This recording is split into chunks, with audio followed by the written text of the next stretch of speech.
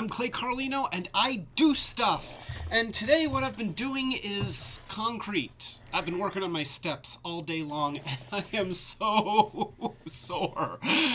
Oh, every movement hurts. But I have taken pills, ibuprofen. So not too many. I did take 3. I normally take 2, but I felt like today was a 3 day. By the way, I do my 3s like this. Does anybody else in the world do their 3s like this? Because I do mine like this, and I've always done them this way. And I know that, I think this is normal when people say 3, and I think that, in Germany, it's like this, because your number 1 is here, whereas, but I do this.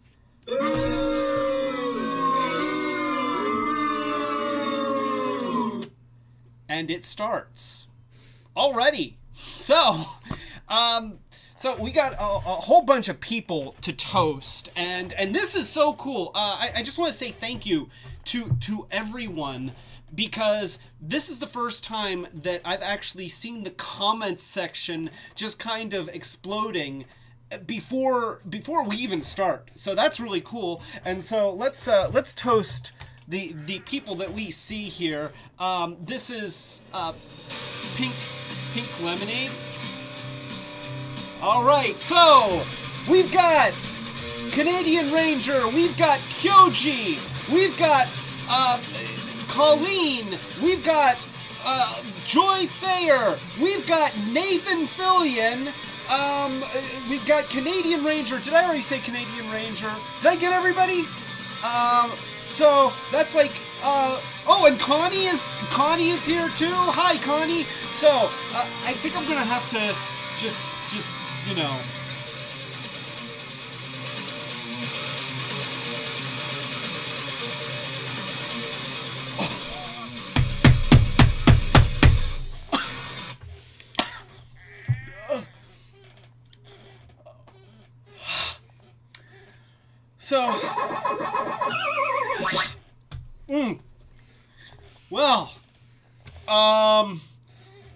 wait, okay, you know what?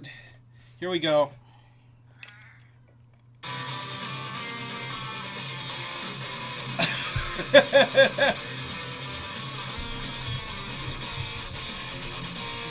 Okay, I just realized what this is. I'm going to be adding a link to this awesome version of the DuckTales theme to the description as soon as this video is done processing. So, wait, Josh? Holy crap, Josh is here! Hey, Josh! Okay, wait, here.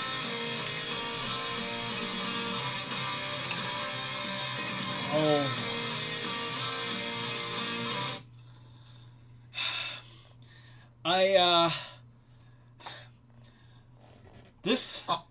This was not a small amount of hell no.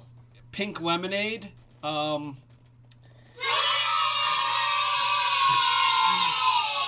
don't think I'm going to be feeling those body aches. In fact, I'm already starting to feel very warm. And we're in the first 4 minutes. So, yeah, let's just get ready for tonight to get really, really dumb. That's it. Tonight is going to be really, really dumb because,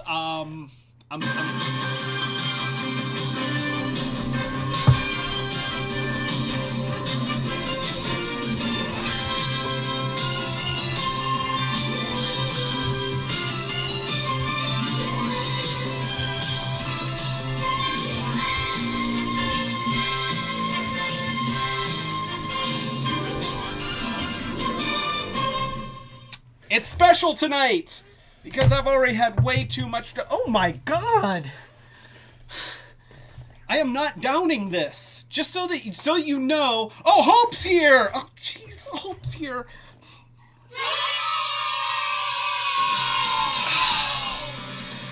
Okay. I've got to be careful about this second one because that is a lot of pink lemonade. So, So yeah, tonight, I don't know what we're doing. Monica has picked everything, and she's kept it a complete secret. And so, yeah. I'm the clever one. You're the potato one. Is that saying that I'm the clever one or I'm the potato one? Okay, well, we're getting no answers on that. So, Nature View is here. Whoa. And what? Oh, Matt White is here. Okay. Oh yeah. Hi, Matt. Okay. Yeah, we do have to have the chicken jazz. You know.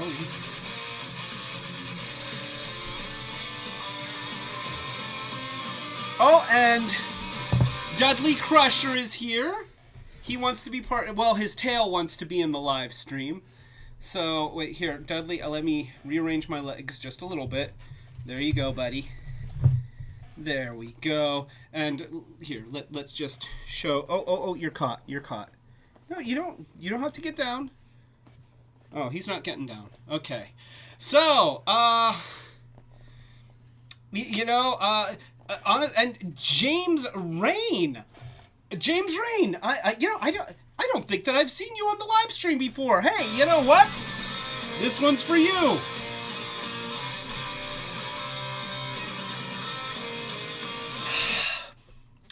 Oh gosh, this is going to be bad. I'm just telling you, it's going to be bad.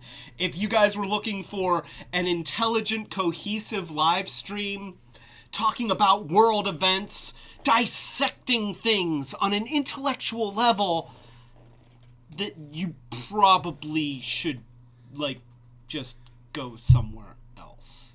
But I don't want you to. So if you need me to lie about what the content is, then it's going to be quite intellectual and intellectually stimulating. Okay, that's all I got. So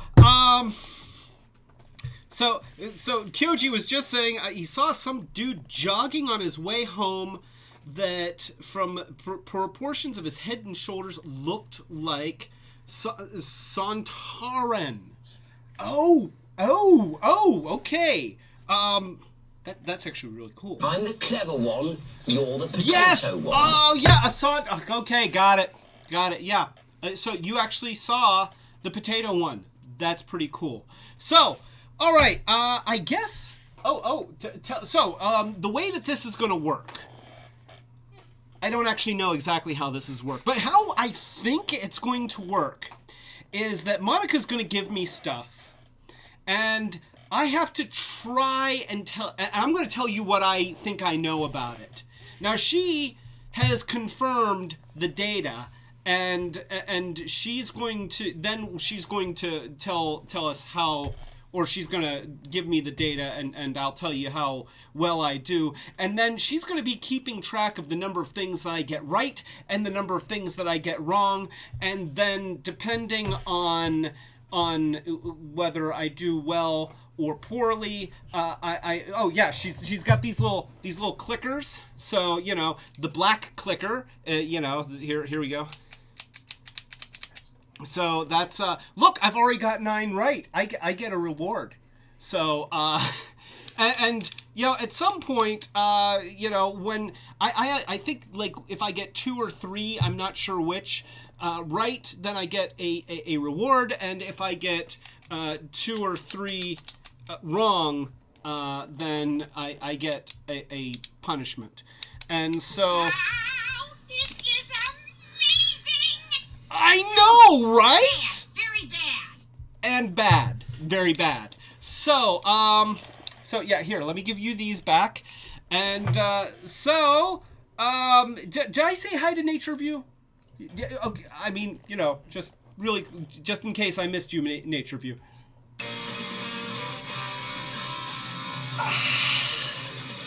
Okay, so we've got our first thing. Oh, by the way, okay, before I go to this box, we have to have a moment of silence, because those of you who were with us last week, you may have noticed that when we went to the super close, it kept flashing, making this strange flickery thing. the camera that I used for the super close and you know, just generally the Transformer view, it doesn't really work anymore. Which means no more super close view. After I made this really cool little hack to be able to, you know, get a macro view, the camera just... so. But I did... okay, it's not sad anymore. But I did get this camera online on Amazon. This is an Osmo or Osdom.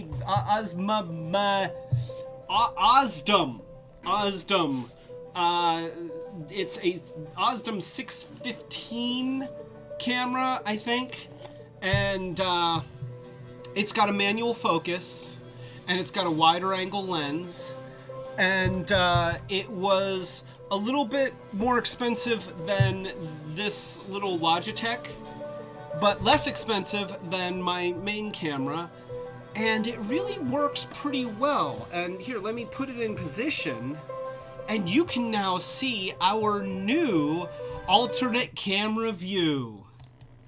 Look at that. So just look at the kind of detail that I can get because I can set a manual focus.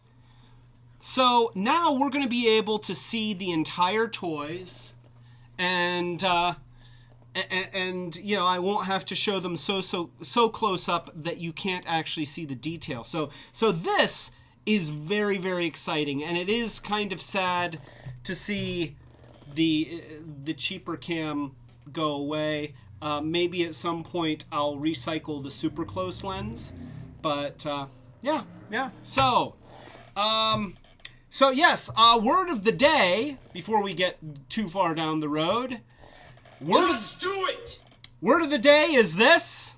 Every time you hear this word, then I have to drink some pink lemonade. Oh crap, I've been saying that several times.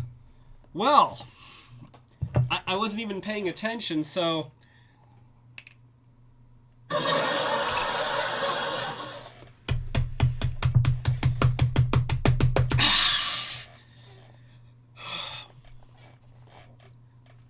That's two. That's two. We are 13 minutes into this live stream. And that's two of these. I guess I'll just... You'll do it? Okay. So, did I say it again? Colleen says I said it again. Oh, well, okay, Colleen says that I said it again. Here, while the glass is being refilled,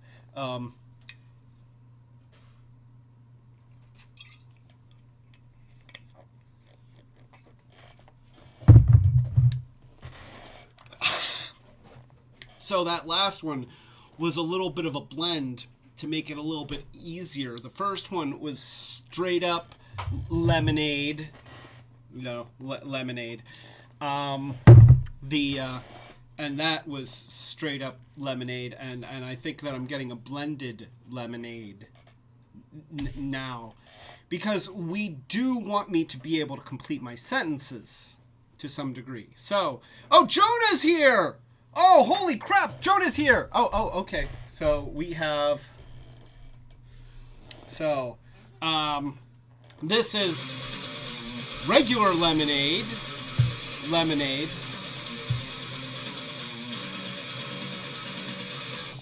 Oh.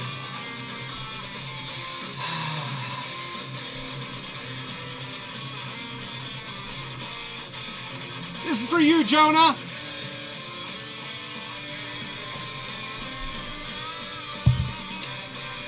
Okay, so anyway, so let's look at what's in the box.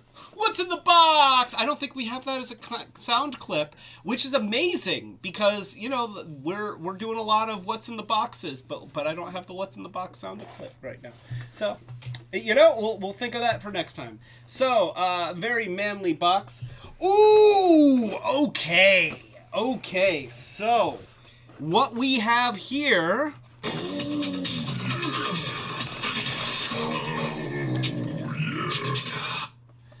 We have two Gobots in attractive hot pink, maybe even fireball. Oh. This is going to be harder than I thought. And I'm feeling warm. Like, oh.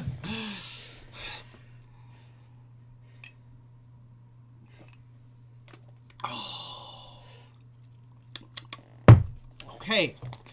So, yeah, okay. So, Jonah, you are correct. Give a point to Jonah, because one of these characters is Pathfinder, the Gobot from 1983. Also, one of the first female characters, because, you know, with Gobots, they were all inclusive from day one. They may have had kind of a crappy show, but you gotta give them credit because they were progressive. So, yeah, we've got Pathfinder, and, you know, honestly, let's just face it. Pathfinder versus Cosmos, Pathfinder wins. I mean, nothing against you, Cosmos. I love you, but... you know, your toy has always been a little bit... So, let's go to the other camera view. I miss being able to say super close. Okay, the other well, the coelacanth can be a coelacanth and not a coelacanth. So, there we go. This is Pathfinder, and Pathfinder looks fantastic. A very, very cool flying saucer mode. You know, this, you've got the thrusters in the back, and look at that. You know, from every angle, Pathfinder looks great. You know, even the underside. Pathfinder has some little rollers, so, you know, she kind of moves around easily. She scoots. The vehicle mode is very, very solid.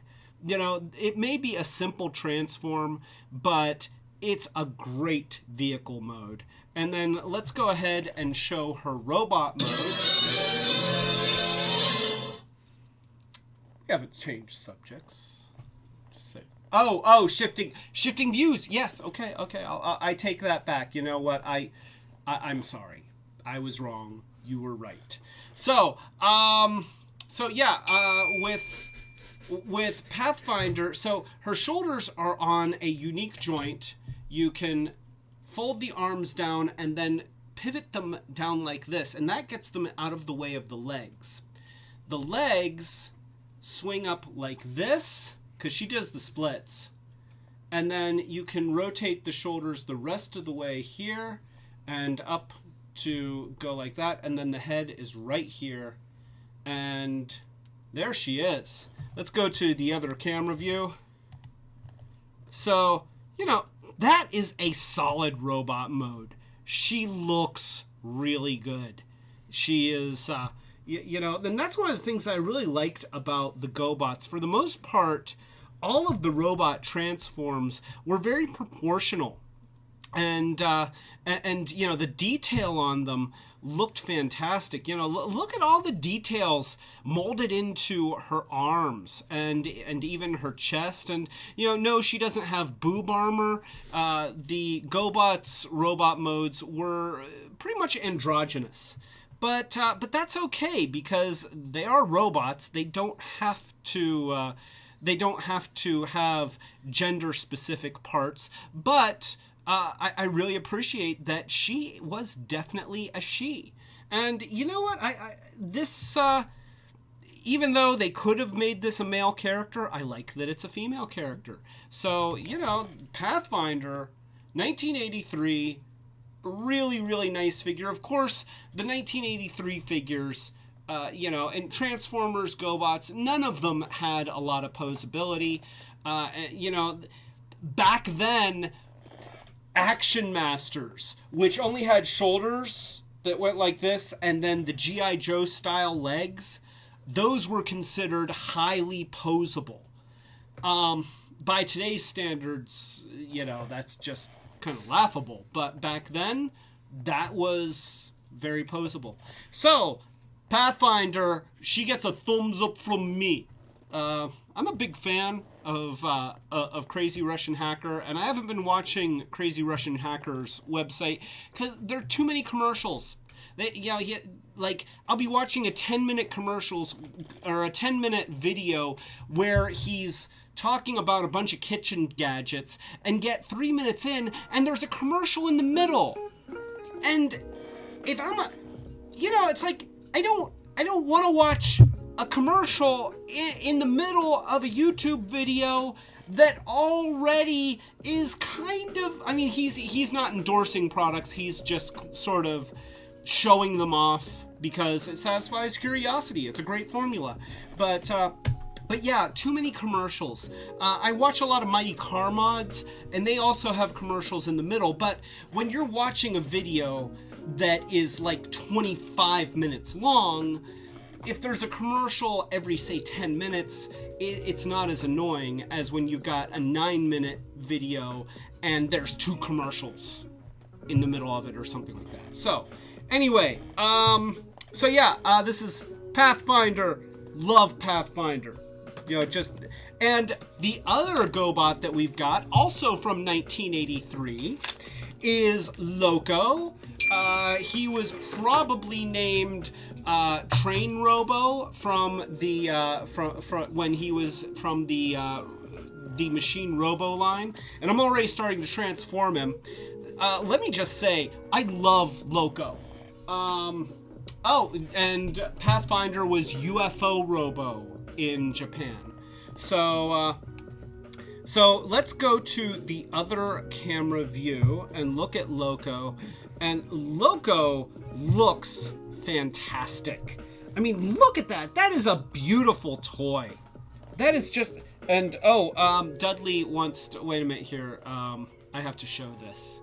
So, Dudley has decided that he wants to go after the string on my hat. No, dude, let's just not do this. Let's not do this. Because you're gonna hurt me. I'm sorry. No, give me that back. Give me that back. Okay, so, I'm losing my camera cover. Dudley is now an internet star. Is it fear or courage that compels you, fleshman? And he left. So I lost Dudley, which is a shame because I had a nice warm kitty on my lap. I love Dudley. So, Dudley Crusher for Mr. Fillion. It is Dudley Crusher because we have another cat that's named Wesley, and so Nathan Fillion has insisted that Dudley's name should be Crusher. So I compromised. His name is Dudley Crusher.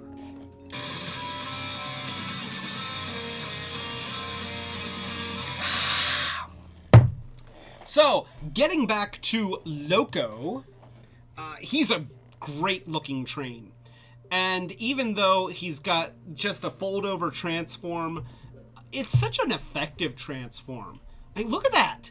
Just look at that. Look at the way he shines. I love this toy so much. And there is a newer version that it's a little bit pricey, but I will get it at some point, of Train Robo, and it looks great. It just looks awesome. I have the new version of Motorcycle Robo or Cycle Robo, and it's obviously Cykill, and it's a really cool really cool toy too. The transform is difficult, like it's very advanced. So anyway, so we've got Loco here, and he is one of, and this is something that you saw a lot in the Gobots, where they just, unfold, and then with him, you've got the extra step of pulling the arms out at the shoulders. It's a little bit hard to grab the shoulders, especially for my pudgy adult fingers. But that's him. Yeah, you know what? Gobots, you can do that. You can transform them most of the way and do them within the transform noise. But of course on the Gobots cartoon, like Kyoji was talking, you get these whirry mechanical noises. You know, that's one of the things that Transformers, one of the many ways that the Transformers cartoon was superior to the Gobots cartoon. It was that iconic transform noise, which...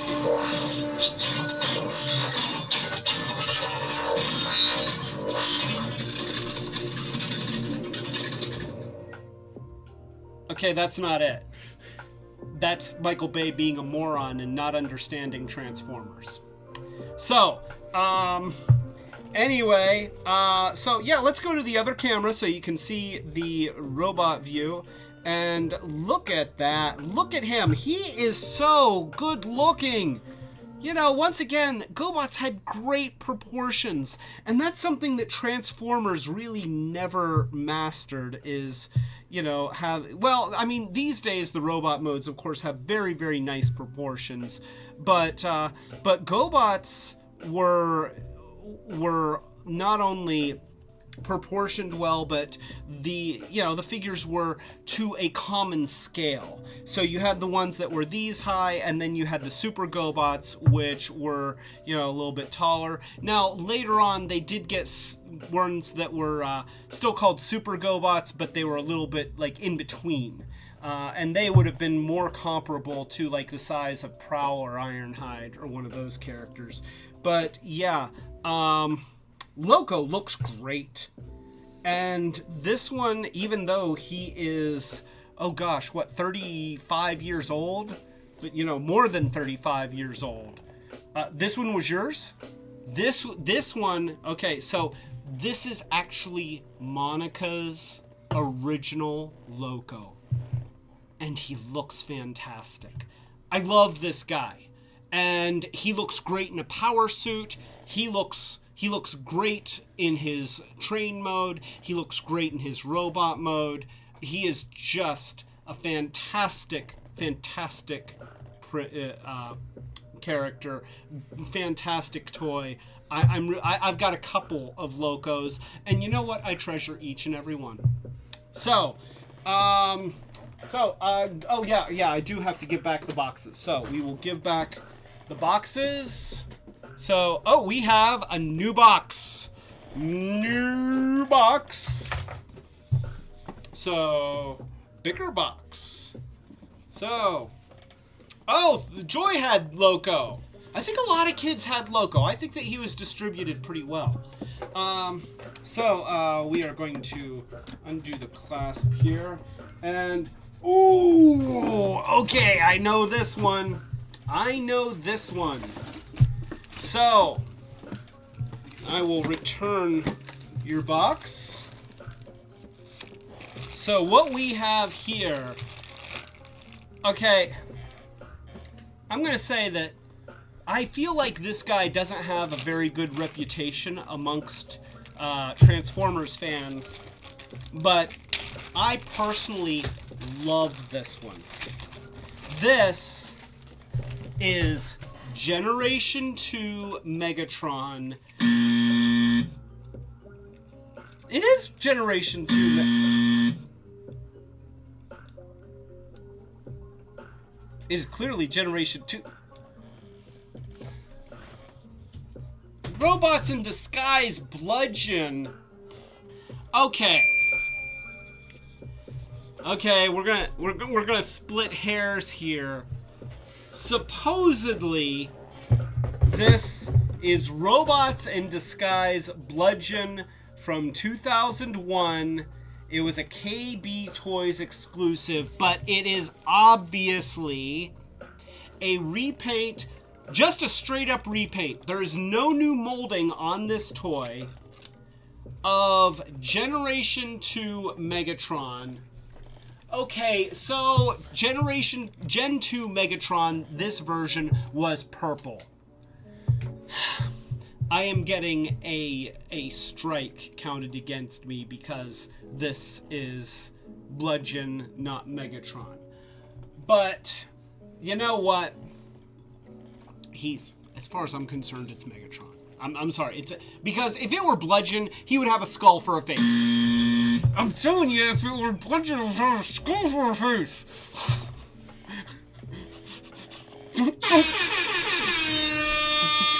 Don't buzz me when I'm making rules here. This is 2001 Bludgeon of the Robots in Disguise line. He just happens to be a straight up repaint of Gen-2 Megatron from, that would be 1989, I think, because I believe that Transformers ended in 1988. You know, American Transformers Gen 1 was officially done in 1988. And then Transformers Generation 2 happened in 1989 or maybe 1990. So, really, let's see. Generation 2 Megatron, so 1994. 1994. Huh. Oh, she's picking up the clicker. She is picking up the clicker. She just added another strike against me because I got the year wrong. So anyway, Bludgeon here, if we must insist on calling him Bludgeon. I love this figure. Regardless of what you call him, he's got excellent posability. Much better than the larger... oh, Quentin is here! Oh, Quentin! Okay, wait, here, this is for Quentin.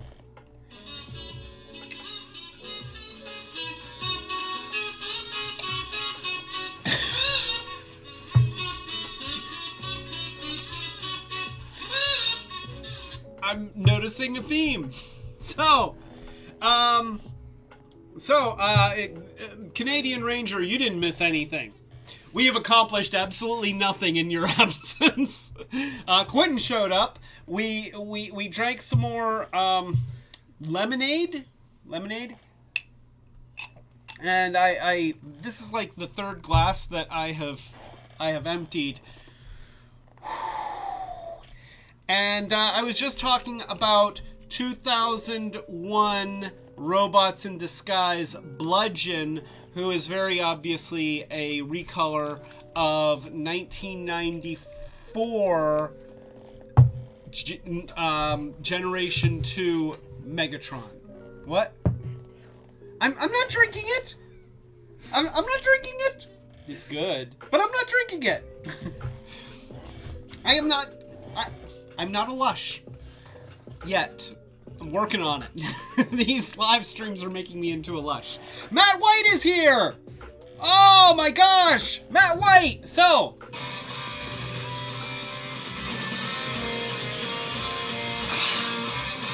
that one's for you, Matt White. So, notice that Monica is not feeding me the straight pink lemonade. So, what? Oh! I said, okay.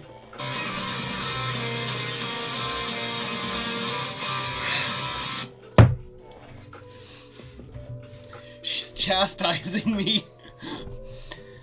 We are 34 minutes into this live stream, and I'm in real trouble. I mean, I am in real trouble because this is getting warm. Yeah. I mean, there's lots of things going on chemically in my body causing warmness. So, anyway, so we've got the posability, and let's just go ahead and put him on the other camera view so that you can take a look and see Bludgeon here. You know, from this camera view, he looks like he's all chest, which he did have a huge chest. But I like that about him. You know, I like his proportions. There. We'll do that. Is he going to stand up? He's not going to stand up.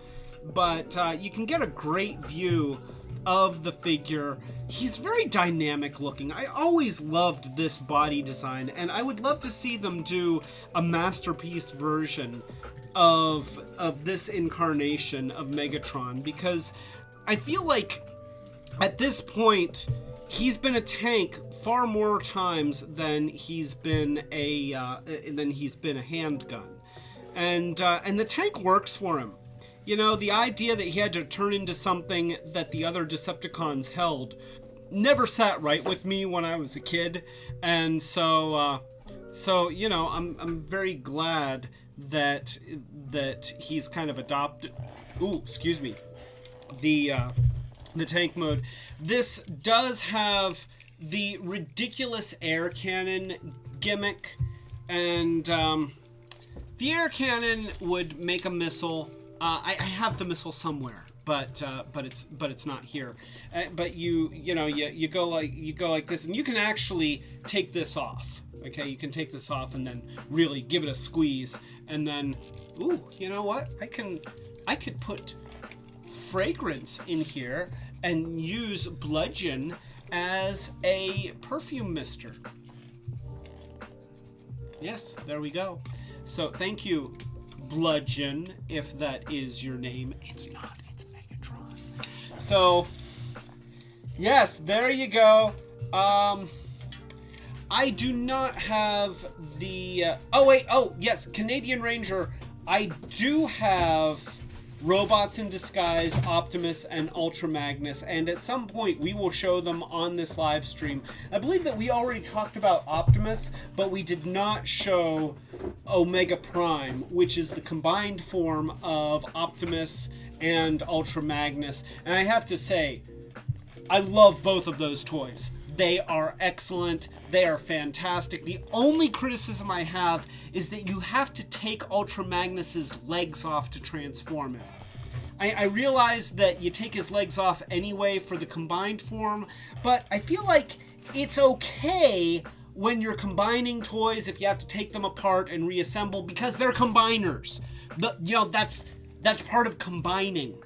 But when you just have to take the legs off to transform, it's like, so, you know. So, yeah. Let's go ahead and transform Bludgeon, if that is his real name.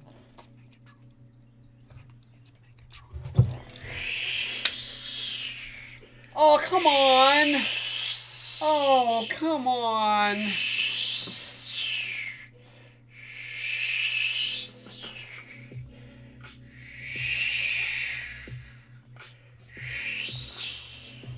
She can't make me take the box. I'm just saying. Okay, I guess she can make me take the box. You know, now you have to figure out how to get the string back on there, so...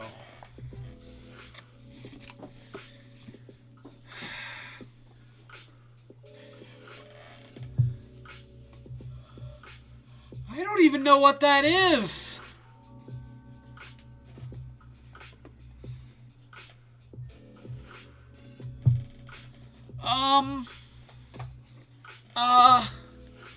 Here, I'll give you... Oh! Grubs! These are grubs! These are...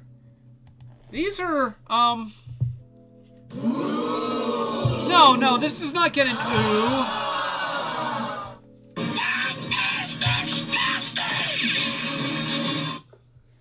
So, yeah, that's these. There you go. So I guess that's the head. This is some fucked up repugnant shit. So, yeah, these are... Oh, I can see the face. Ah.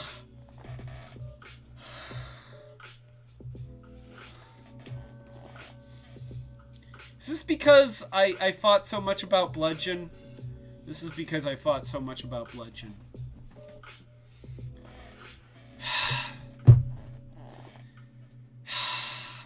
Okay, here we go.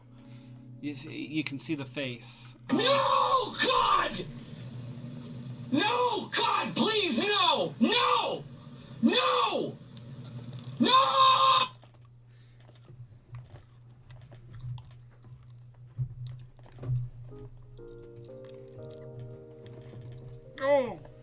Oh, it takes a minute.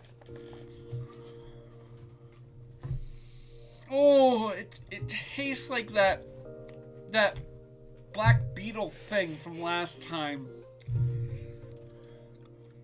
Oh, kind of bitter.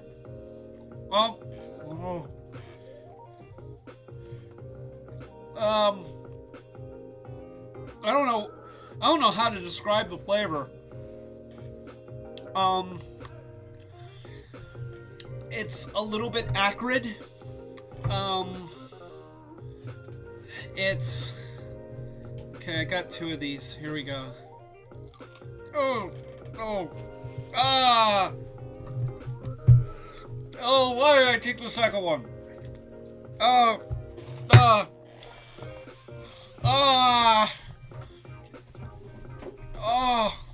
I almost.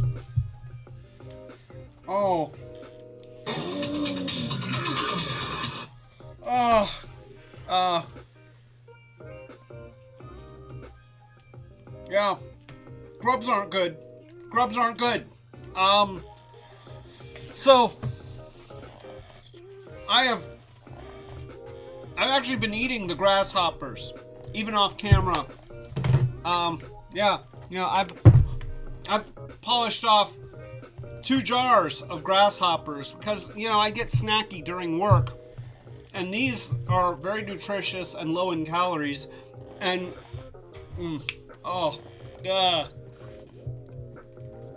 the taste just doesn't go away. Grasshoppers are pretty good.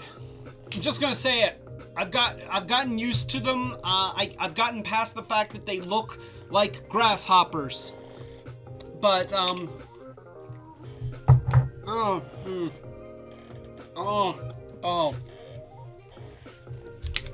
okay. I think I've done enough of that.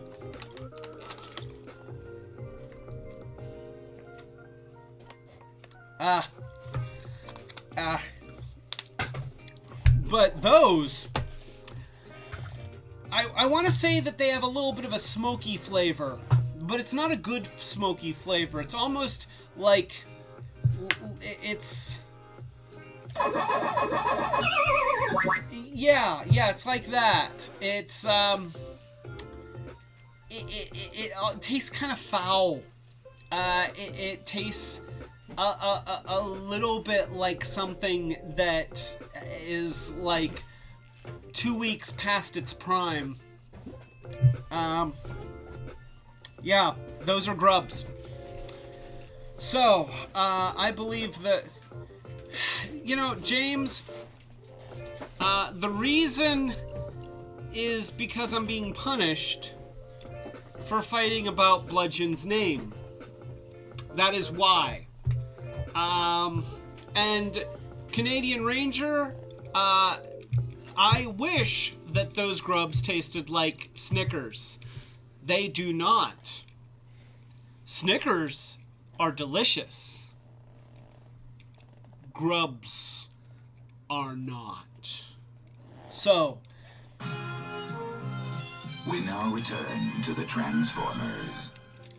So, with Bludgeon here, I flip down the head, and then I feel like this is kind of in the way, so I'm just gonna kind of take it out of the way. You can flip up the body and then fold the legs back. Yeah, he's not hard to transform. It's a pretty straightforward transform. And you put the legs together and just fold them there, and it makes up the back half of the tank mode. And then the cannon is going to slide to the middle. And then the arms just kind of flip up here. And you rotate. Oh, he's got like little opening. Oh, okay. I guess that's for the thing, the air thing, whatever you want to call this, the squeezy plunger air thingy, and you kind of have to finesse the hose to go underneath and then around the top, and then we can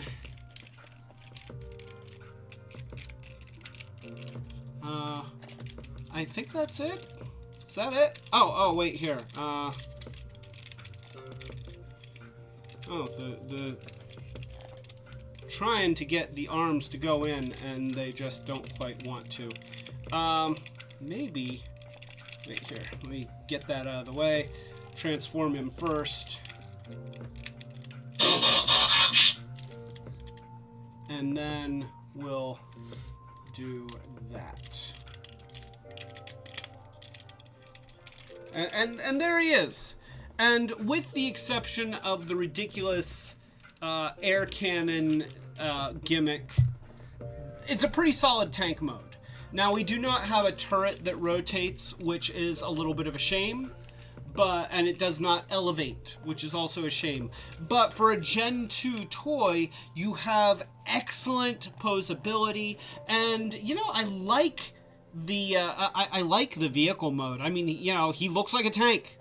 He definitely looks like a tank. Okay, this part is silly. Let's just own it. This part is silly. But the rest of it, love it. Love it. Let's see. Let's go to the other camera and take a look. You know, see, you know, he looks good. He really looks good. Yeah, you have the air cannon. What are you going to do? But other than that, you know, the detail on the wheels is nice. I don't even mind the ridiculous 90s colors. You know, he pops. So, you know, this is a really nice toy, and I'm glad that I've got him. As far as I'm concerned, he's Megatron. I'm sorry, I just can't see this guy as Bludgeon. You know, maybe if he had a skull head, but, you know, as far as I'm concerned, he's Megatron. So, that is 2001 Robots in Disguise Bludgeon repaint of 1994 Transformers Generation 2 Megatron. Very cool toy. Very, very cool toy. So, I can give you that, and I get another box. I get another box. We got another box. We got another box. I don't know why I'm doing that. I think it's because I've had a lot to drink tonight. So, anyway. Oh, okay. So, Nature View wants me to say pink. Thank you, Nature View.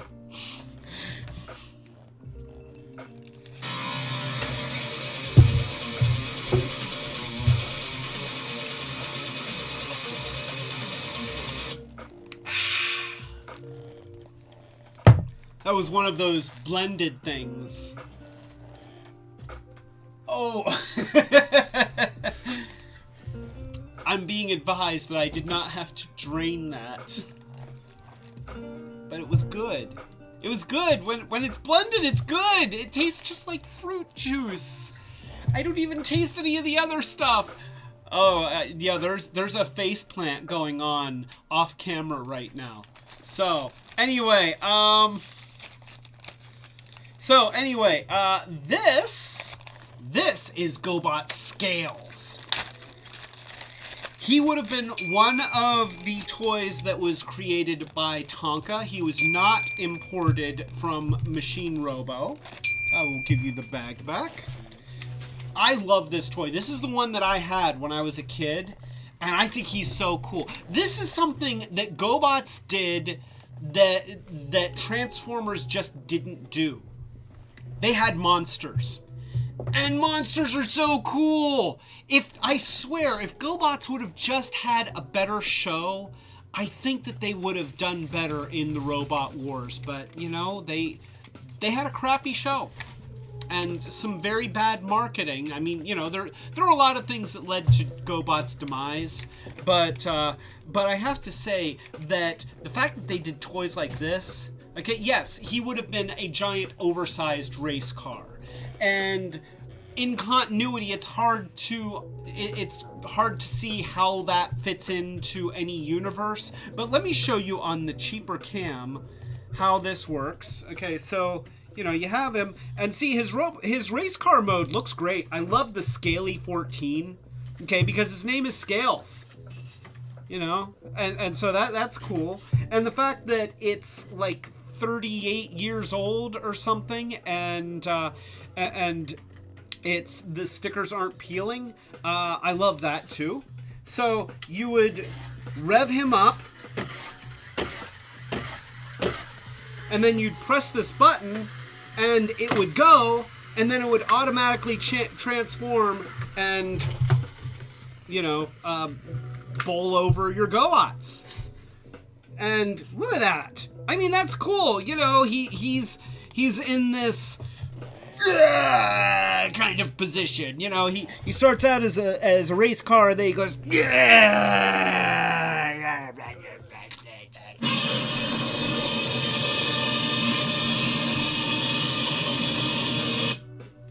Now, mild criticisms. They should have had some details in the eyes. You know, they've got molded in. Yeah, a couple stickers in there would have made a huge difference. Let's go to the cheaper cam. So yeah, you can see that there's a place for stickers in the eye sockets, but there were no stickers in there. And I added a little Decepticon sticker here from one of the sticker sheets. I didn't do a very good job, but I did it 37 years ago, and it's still there. So you know, that's not so bad. So yeah, you know, and also maybe some paint details. You know, he's got these little grooves here that make these look like some kind of claws. Some paint detail would have been nice. So, you know, obviously not a lot of production value.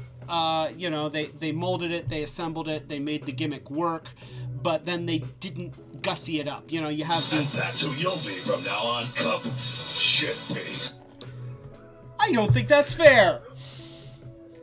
I'm just gonna say, I don't think... This is not shit piece. This is Scales. He is a monster, and he's got claws that go... Rawr. Lester wants his money back. No! No, you know... No! Okay? This toy is cool. Okay? Screw you and the Zod you rode in on. Okay? So yeah, I think that it would have been nice had these top pieces been on some kind of a joint or something, so that you could actually position the arms after it transformed. It would have been nice if there was kind of an underside to the claws, you know, another piece. Okay, so I get a reward. There you go. Okay, so I'm getting a reward, since I think it's an apology because she gave me crap over Scales. Is that why I get a reward?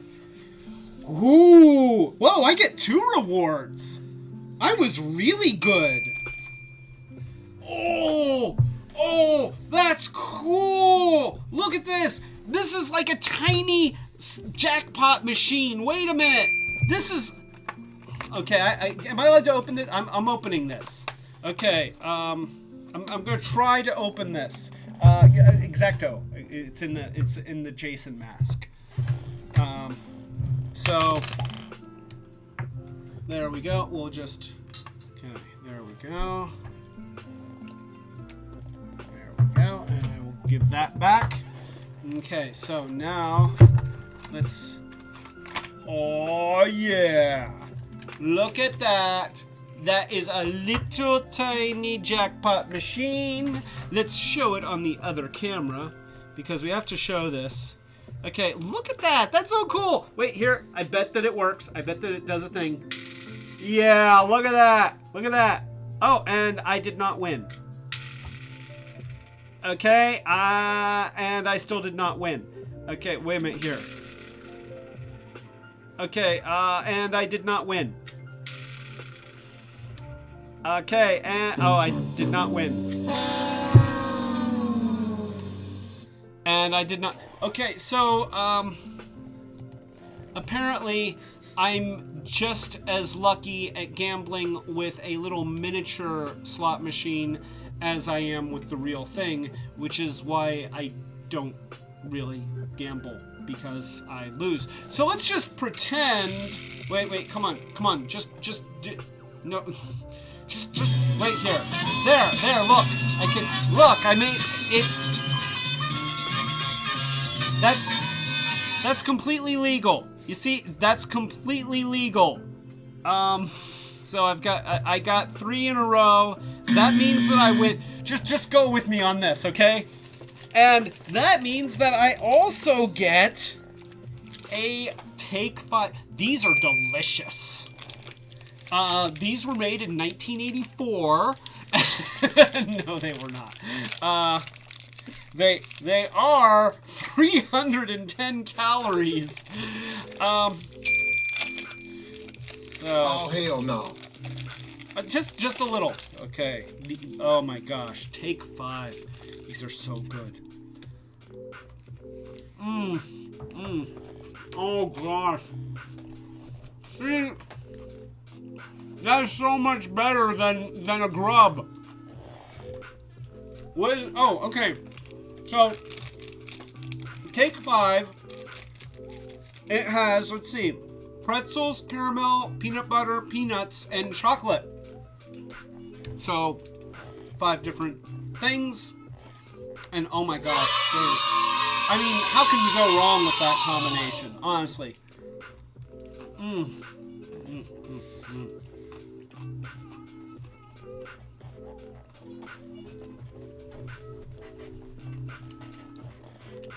That'll give me some sugar. Because I need it, obviously.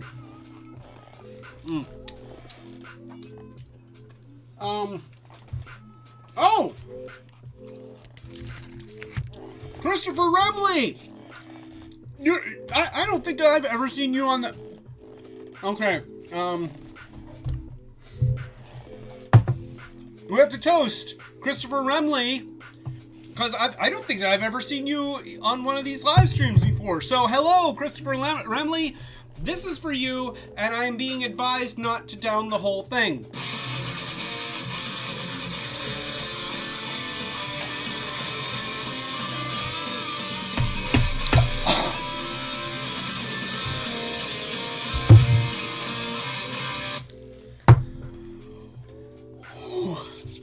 Yeah, you know, when the pink lemonade is not diluted, it's when the off-color lemonade is not diluted,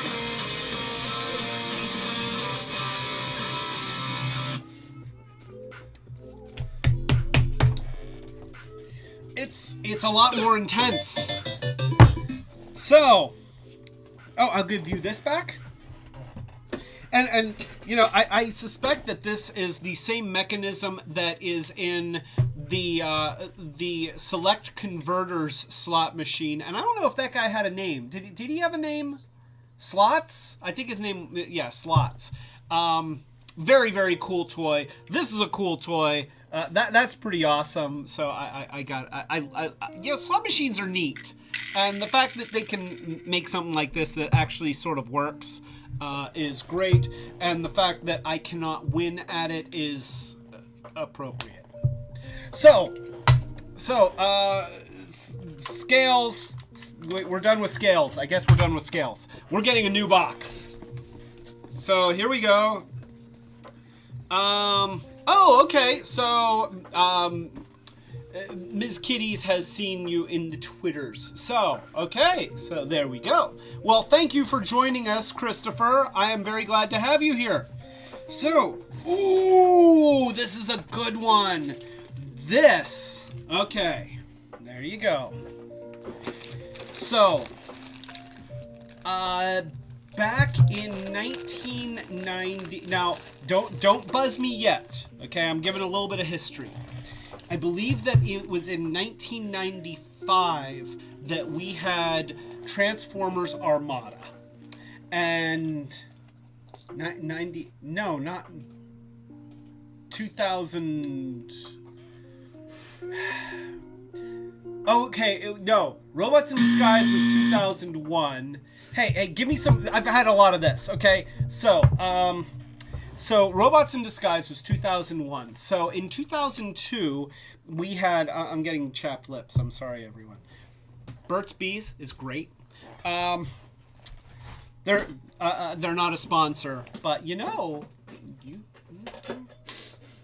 just saying, Burt's Bees.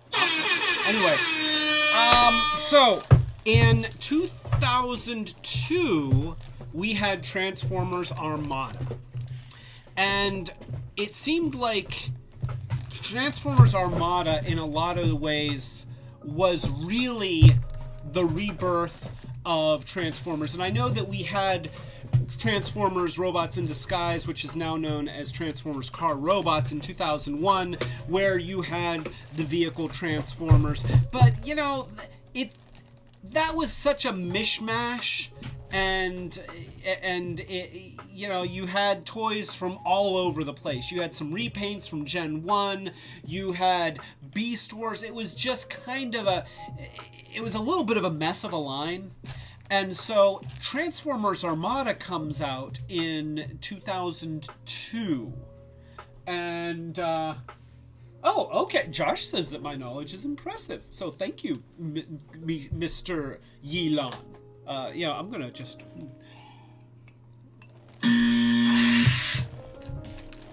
I deserve that. So, anyway, so 2002, you have Transformers Armada, and this is where Transformers really comes into its own again. I feel like, Beast Wars was fantastic, but it was a serious deviation from everything that Transformers had been before.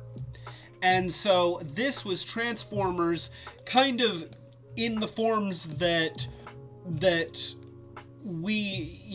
was all new toys, and they were imaginative. Oh geez, I have had a lot of stuff. Anyway, but nonetheless, it had its own character, it had its own flavor, and one of the new characters in Armada was Demolisher. And he turned into this tank thing with missiles, and it was very cool. But then in the next year, which would have been 2003, I believe, we had the Energon line. And let me tell you, Transformers Energon is one of 2004, 5. Armada couldn't have gone on for 2 years. Huh. Okay, well, so I guess in 2005, then, let's see, 2004. Okay, so 2004, so I thought it might be 2003. 2004, you have Transformers Energon, and Transformers Energon was one of my favorite toy lines ever. You had the Autobots that all had the combination gimmick, which was actually really cool. And then you had a lot of really, really nicely designed Decepticons. Of course, you also had Mirage, but nonetheless, most of the Transformers Energon characters were really nicely designed. And Demolisher got a new design, and look at him. This is Demolisher, and he looks great. Let's go to the other cam. I love his stocky body dynamics, you know, the big husky chest and then the skinnier legs. He's fully posable, so, you know, you can get him into cool poses like this. He's got translucent parts, you know, he's got knee joints and hip joints. And here, let's do this. Okay, look at the camera, Demolisher. Yeah, I mean, look at him. He is awesome!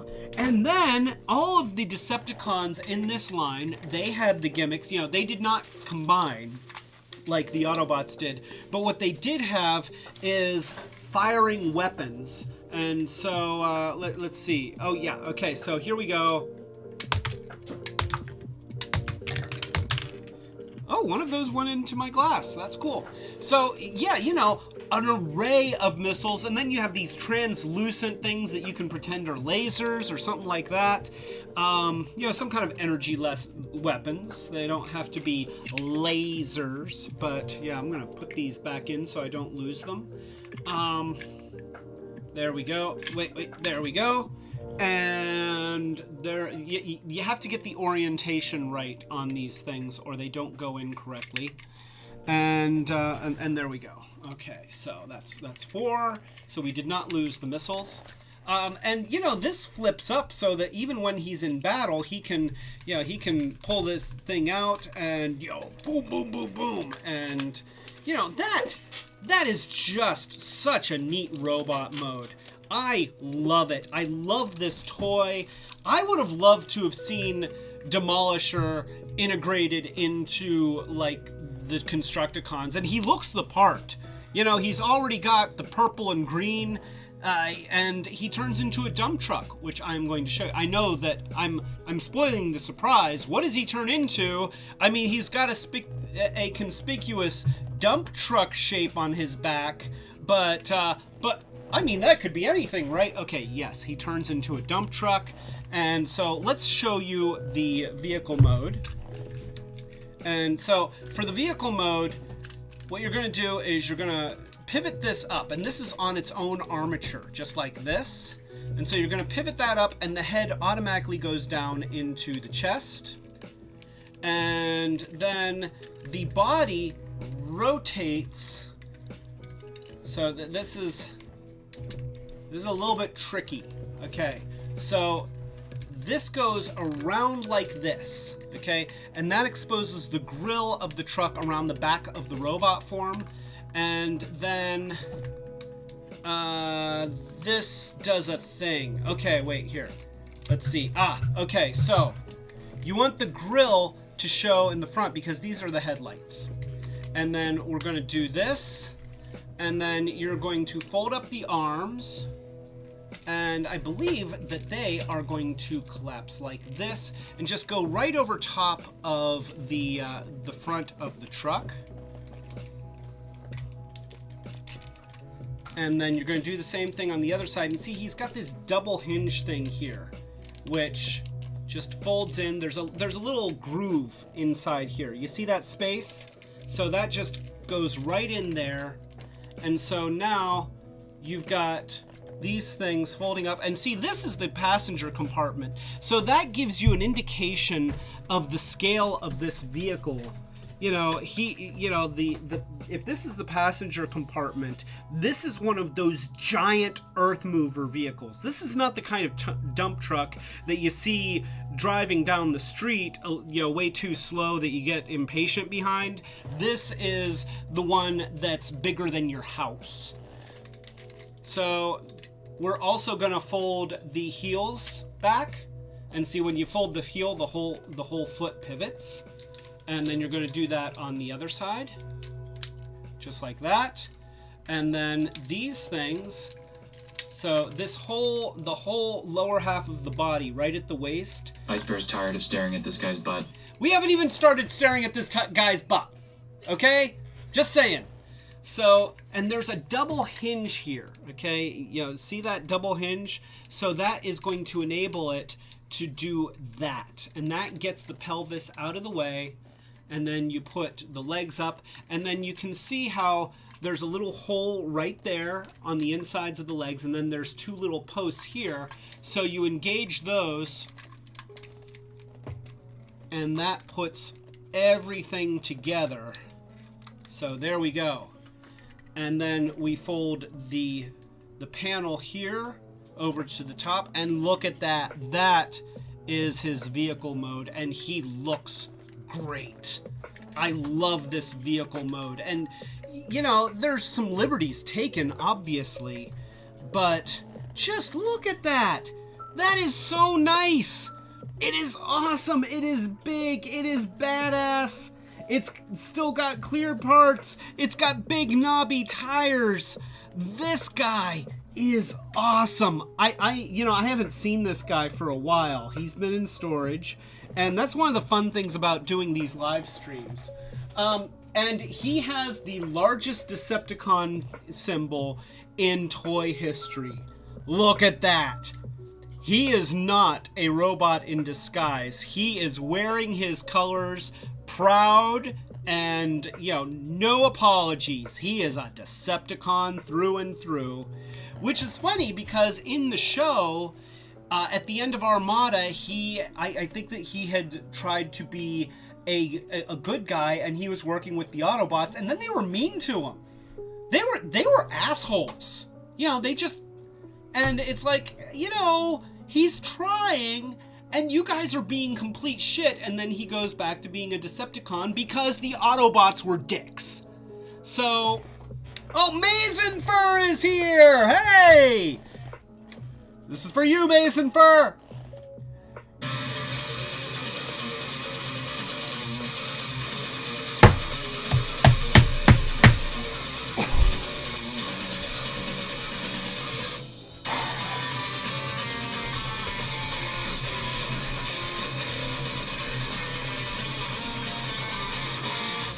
I guess if it's gonna keep going.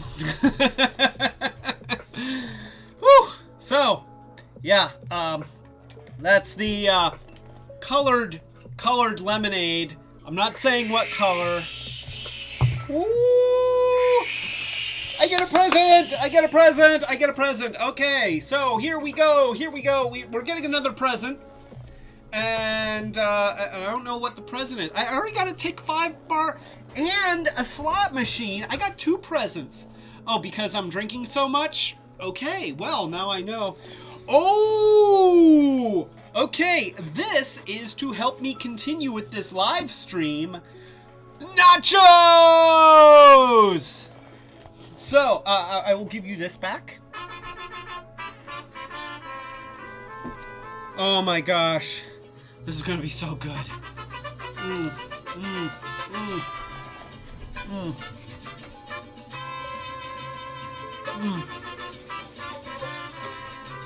The tomato's nice. Nice and fresh.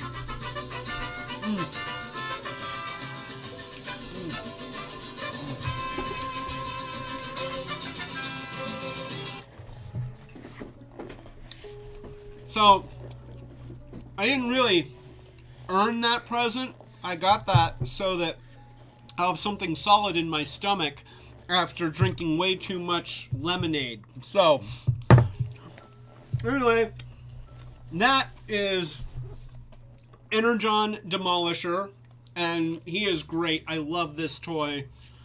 You know, if they reissue him in slightly different colors, I'll probably buy him again because he's so cool. We got another one. Things are just rolling along. Okay, in a dress box, a little black dress. In fact, it even says the little black dress. I personally do not own a little black dress, and I don't think anyone wants to see me in one. So, let's see, what do we got? Ooh, okay. Well, we're going right back to 1984 with this one. Originally part of the Diaclone series, one of 3 iconic repaints of the same toy, probably called something like Jet Robo or something like that, or Fighter Robo. This maybe not the most featured character, but everybody knows him because he absolutely had the best color scheme. Gen 1 Skywarp. Look at that. Let's get him in his glory. So, here, let's put the wings out and give him his... There we go. He's got his missiles. And we'll put his little tail fins on. Okay. Well, they're not the tail fins. They're the back wings. But look at that. Gen 1 Skywarp. He just looks amazing. Look at that. Let's go to the other view here. So, for those of you who weren't lucky enough to get a Gen 1 Skywarp, this is who you're missing out on, and you are missing out. He is a gorgeous toy.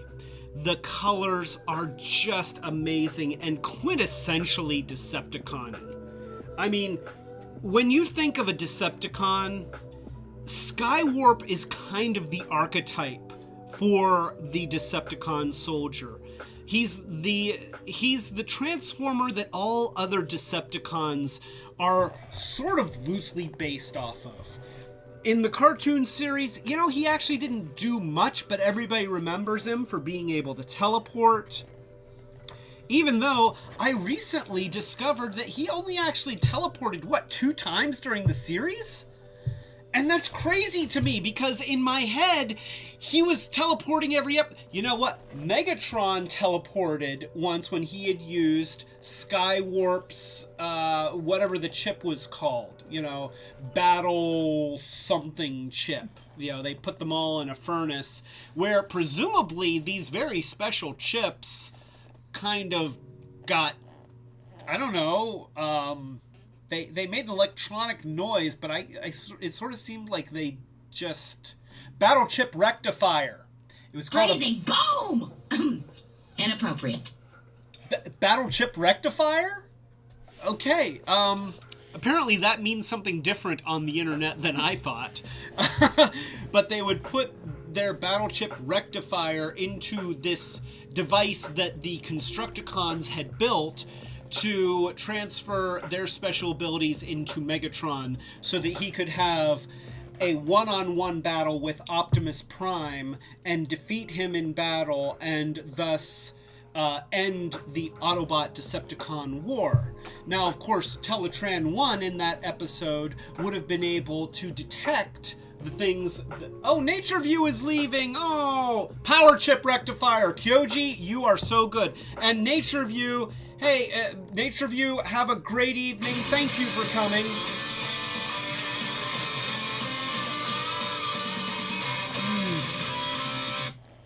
Always glad to see Nature View here.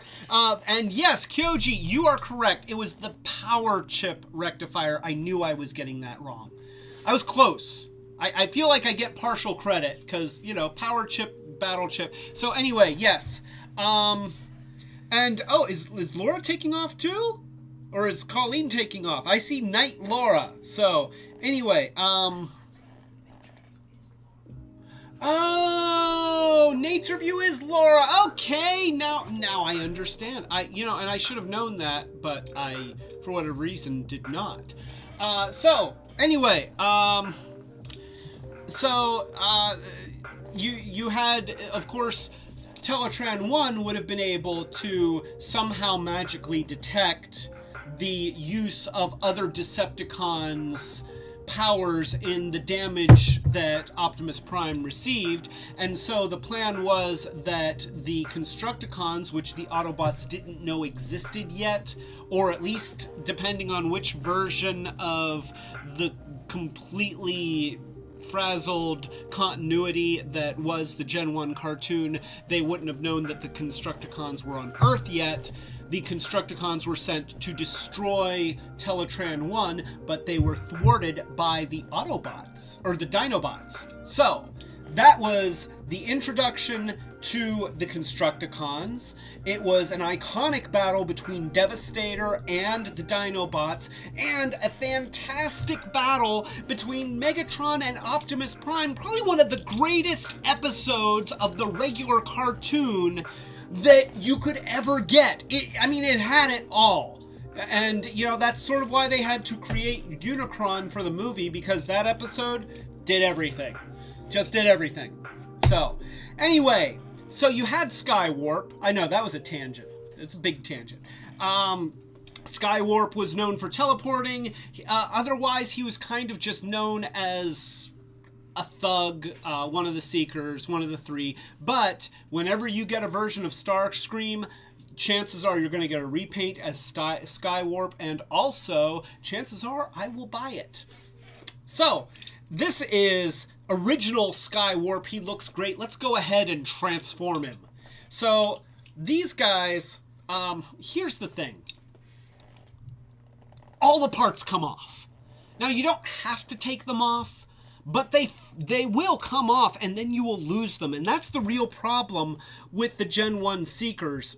Love the toys, but, it is rare to see one that is this complete. Normally, what you see is something like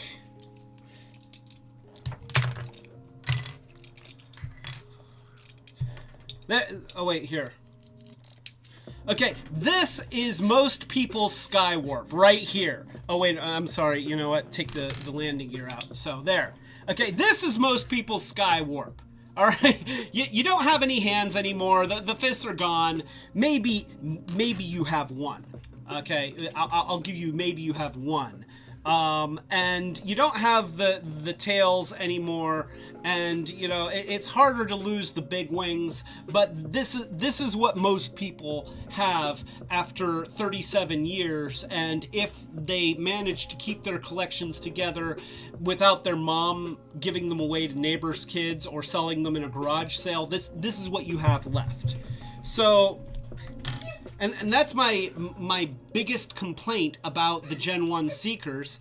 And Monica right now is sneezing, and it's so adorable because she runs out of the room, and then I hear, "Eechoo! Eechoo!"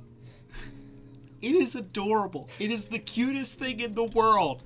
And now she's blushing. She's not even on camera, and her face is turning beet red because I'm describing her sneeze. So, thank you, dear. That was adorable. I'm gonna have another chip. That is good. That helps keep the brain cells going. So, anyway, once you take off all of the apparatus on the arms, then, okay, this part is cool. You turn this up and pull the nose cone back, and then you push it through the hole in the chest, and that is badass, okay? No doubt, that is a badass maneuver. That is something that, this whole conversion into the nose cone of the plane, and you have the opening cockpit, and then in this case, I do have the landing gear, so you can put that into the little hole there. Now, the instructions told you to take the wings off, but you can just rotate them. And you rotate them like that, and then you tip the nose cone forward just a little bit, and you position the arms straight down by the sides, and then you push them back, and you just have them fold in, and there you go, and that makes up the body of the plane, and then you close the cockpit over top of that, and you hear that satisfying click. I mean, that's great. That's one of the things. These are such nicely manufactured toys. The feet flip up, just like that, and that gives you the rear landing gear. You rotate the wings, and then if you actually haven't lost your tail pieces, okay, and they are still attached, you don't have to take them off. You can just rotate them like this,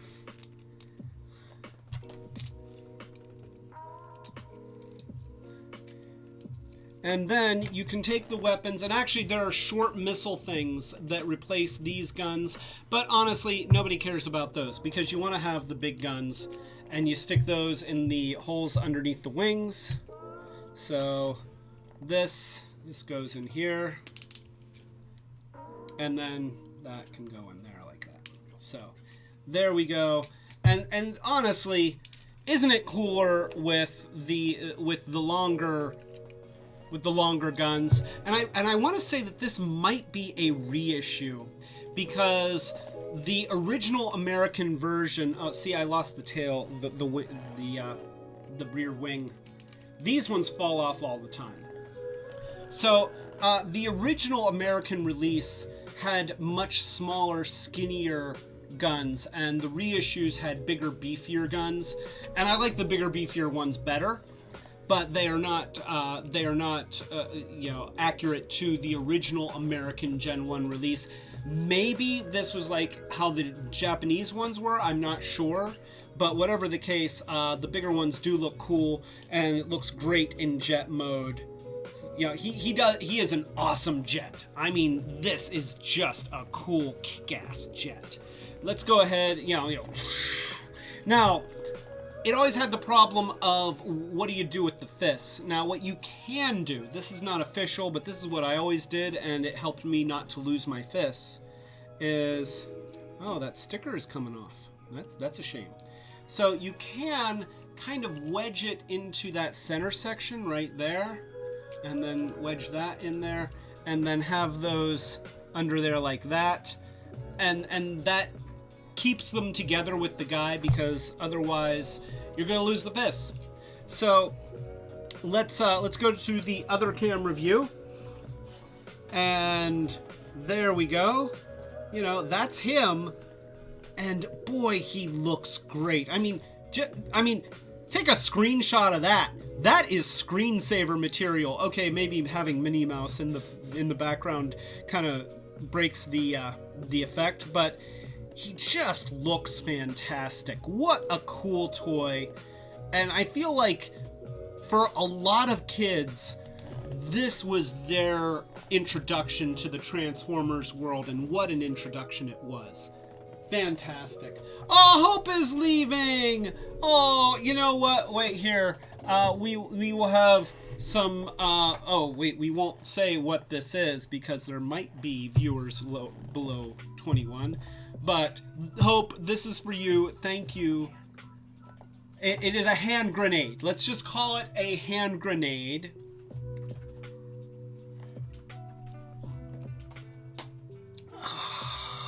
Oh, that's good. Oh, gosh. The Holy Hand Grenade. Yes, this is the Holy Hand Grenade. And we will say that it's Holy Hand Grenade brand apple juice. Yeah, so, and it is really, really good Holy Hand Grenade apple juice. So, oh, I'm getting another, is it raspberry? Oh, it's raspberry juice. Okay, it's Holy Hand Grenade brand raspberry juice. So, yes, a holy one of Antioch. Thank you, Hope. Thank you for joining us, and we will miss you. But so yeah, this Skywarp, quintessential Decepticon, great color scheme, fantastic toy. Probably part of the reason why I still love Transformers today. So, oh, this one doesn't quite close. Okay, so we got something in here. I don't know what it is, but apparently it's so large that it doesn't quite close.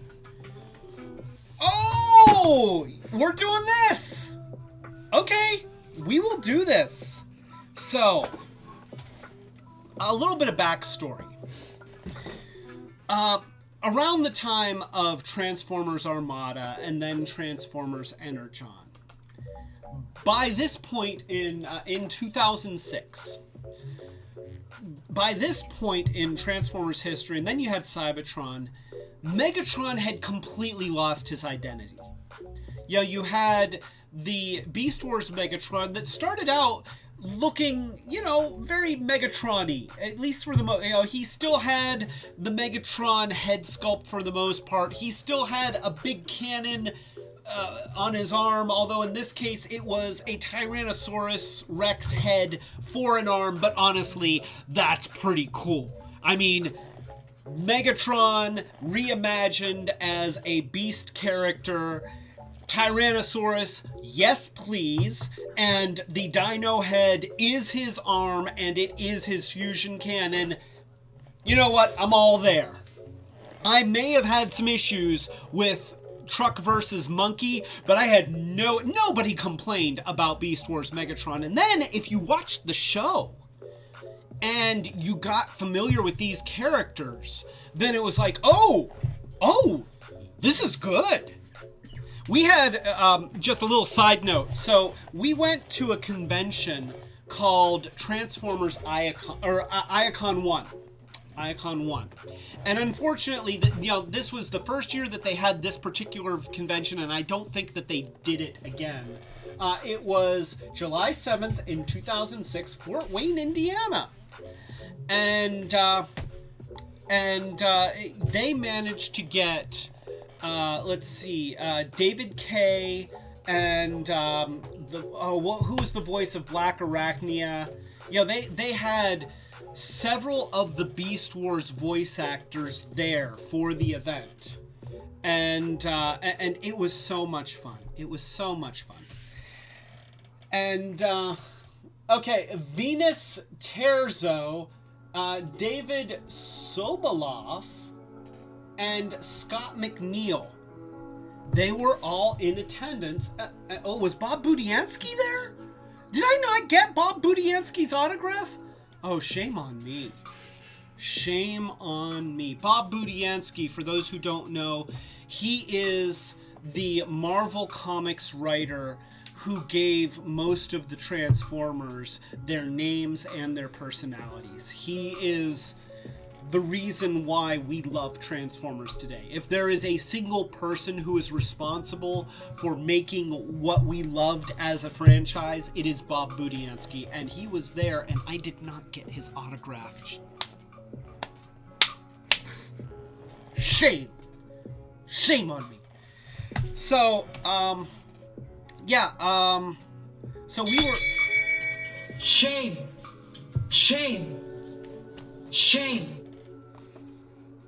Okay. So, anyway, following Beast Wars, Megatron just lost his identity. In Robots in Disguise, he was the double-headed dragon, which bore a little bit of similarity to Dragon Megatron, but at this point, it was nothing like the original Gen 1 Megatron. And then you had Armada Megatron, who also he was a tank, but he had the big horns, and he was not, he was just not Megatron. He just wasn't. He was a Megatron, but he certainly wasn't Gen 1 Megatron. And then you had Energon, which at least he was an homage to Gen 1 Galvatron, but certainly not like Megatron. And then Cybertron Megatron, race car, and he had a jet mode, and he looked more like Batman than Megatron. So yeah, he was Batman. As far as I'm concerned, he's Batman, except leading an evil team of robots that want to take over the Earth. So I, as a fan, was really kind of craving a good answer to Megatron as a character.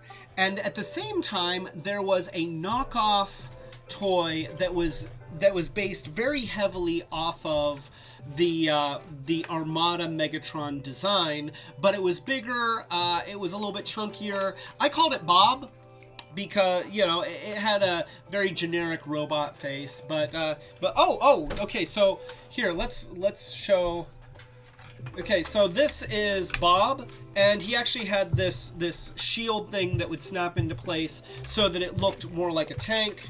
But this, this is just a scaled up and retooled version of Armada Megatron, and you can transform him like this. And you have the feet there, and then just like Armada Megatron, you have the arms that come out of the top here and the arms that come out of the top here, and it doesn't have any of the many gimmicks that the Armada Megatron toy had. But you also pivot at the waist, and this is Bob. Bob is cool looking. And so I got one of these, and I did a little bit of remolding of Gen-2 Megatron's head. I guess I could give you this. And I did some other kit bashing, and I created this. This is what I lovingly called Gen-3 Megatron. And, he is a Megatron that is very heavily based off of Gen 1 Megatron, except given a tank form. He has Bob and Armada Megatron's transform. So he's got the big shoulders, which I like the big shoulders. That's pretty cool. He has an arm cannon because I wanted him to have an arm cannon. And I guess I can give you this back. Here we go. And, a lot of detail painting. I struggled with the chrome. This is actually an adhesive foil that I ordered online, which back then, ordering stuff online was a lot sketchier than it is now. But I managed to get this foil and kind of work it into all the crevices, and it looks okay. But it's not that nice chromed paint that we got with the original Gen 1 Megatron. Lots of red and black details. And so the nice thing with him is, unlike the large Gen 2 Megatron, he is fully posable. He's got shoulder joints, he's got elbows, his arms rotate, his legs, he has knees, he has hips. So at the time, this was the Megatron that I had been wanting for years, and being starved of a Megatron toy that really lived up to what I considered to be the name Megatron. This is what I wanted. And going back to that convention, this actually won. Was it first or third? Third place. But okay, I also won first place in their Kit Bash contest for a version of Grimlock that I built out of a bunch of stuff. I called it Beast Extreme Grimlock, and sometime I'll show it off. But it's cool. So anyway, we were living in our apartment. I did not have a garage. I did not have a lot of tools. But I did have a little card table and a rotary tool, and I had some smooth-on molding stuff and Alumilite. That's what the head is made out of. And he was a lot of handwork. You can see these side pieces are actually made out of styrene, and they're attached to this heavily kit-bashed panel that came off of the Bob toy. I've got the hiccups. Probably had a little bit too much but this, I'll be fine. I think that they're gone. We'll see. So yeah, this is my Megatron, and he does transform, because I'm not going to build a Megatron toy that doesn't transform. Oh, there's the hiccup again. So let's do this. So just like Armada Megatron, of course, he does transform with his arms going up into the shoulders, like this, and like this. Let's, okay. Trying not to scratch the paint. But of course I'm scratching the paint, and now I've jammed up his arm. Okay, here we go. There we go. So, and then you close that, and you close that, and then the chest, okay, so I was proud of this. The chest actually slides out, and then pivots up, and then locks down. That's right, I made that happen. And then the legs, so you flip the feet down like that, and you flip the feet down like that, and then his legs are going to do this thing where they go up like this. And I got these leg joints out of blocks, mega blocks. They had some transforming sets, you know, that turned into big robots, and they had some great joints that I was able to cannibalize. So, because the original Bob, you know, he didn't have fully posable legs, so I had to give him fully posable legs because that's important. And then these, you can see that, you know, we've got the little studs that mate into slots in here. And same with the back, which, you know, this was an Illumalite copy of that chest piece from Bob. And can I get this to go in here? I know that it goes in here. Oh, wait, I think that I have this rotated around wrong. So I'm gonna... Phrasing, boom! Inappropriate. So, yes, there we go. And then that, and then the other one also. So the thigh has to rotate around. There we go. And now that can go together just like that. And then the turret can go around like that. And the gun goes right up in here, which is something that you could do with Bob's gun too. And look at that. That is his tank mode. You know what? I really like this toy. And yes, I build it, but I really like it. You know, that is, yeah. Let me go ahead and put him on the other camera view so that, you know, I can set him down. But you can see he's big.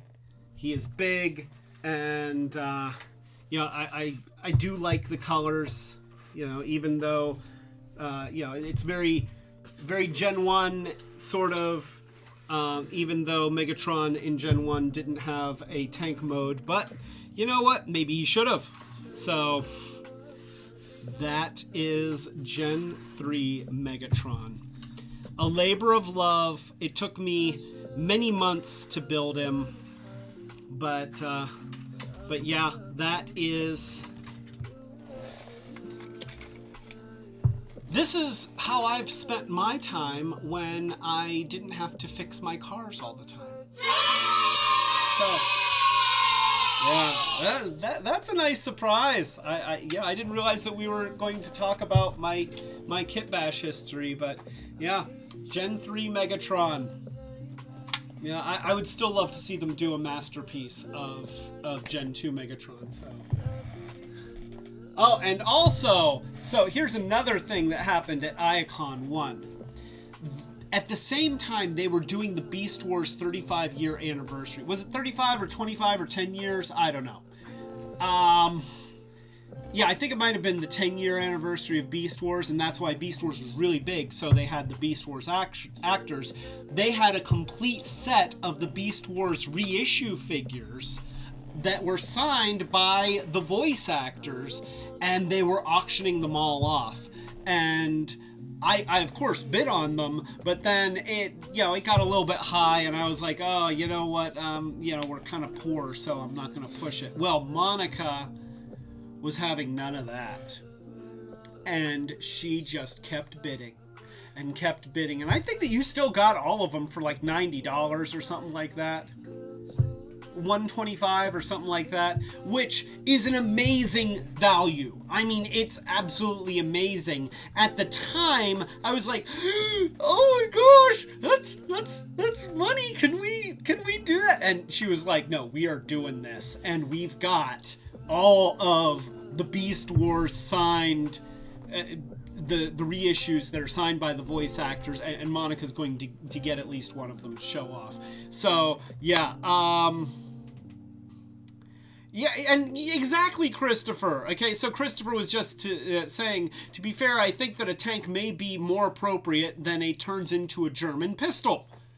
Yes, I mean, you know, I love Gen 1 Megatron, but the fact that he turns into a handgun that somebody has to hold in order to use, it's just, you know, it seems wrong that the Decepticon leader, the biggest, baddest Decepticon around, can't really use his alt mode unless there's somebody around to hold him. You know, even Shockwave, he stayed a space gun and he would fire on his own. But Megatron, I always felt like, you know. But it was an amazing toy. I loved the Gen 1 Megatron toy. So yeah, here we go. Still in the boxes. These are ones that I'm not allowed to kit bash, but we had the whole set of Beast Wars reissue figures. Amazing. Just amazing. I have the best wife ever, even though she sometimes makes me eat grubs. So, we got another box here. What could it be? What could it be?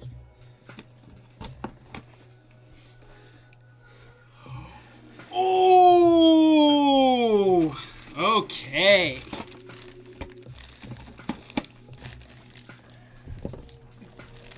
One of the greatest toys to come out of the Beast era was Dragon Megatron.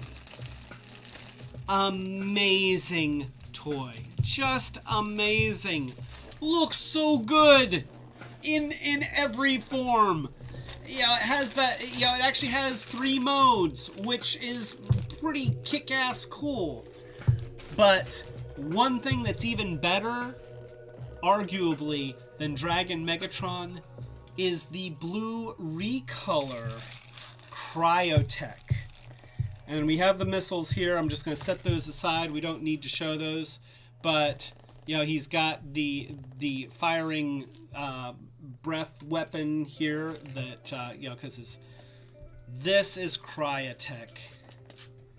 And so he was from Robots in Disguise in 2001. Okay, you know what? Monica's helping me with this, okay? Because I never saw Cryotek in the store. Okay, you managed to get this online much later, but at the time we didn't have Targets. Like, I think the only Target was in Butler or something like that. But yeah, I had never seen a Target.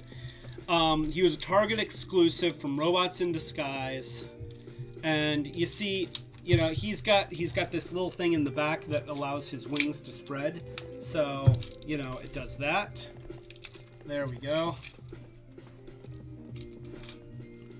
Put these out of the way. You have the claws. His joints are nice and tight even after all these years. You know, he's got the big cool right here. Whoops. There we go. There we go. And you know, he's got cool feet. I keep hitting the little trigger that collapses his wings. But you know, he's got all these plates on his neck.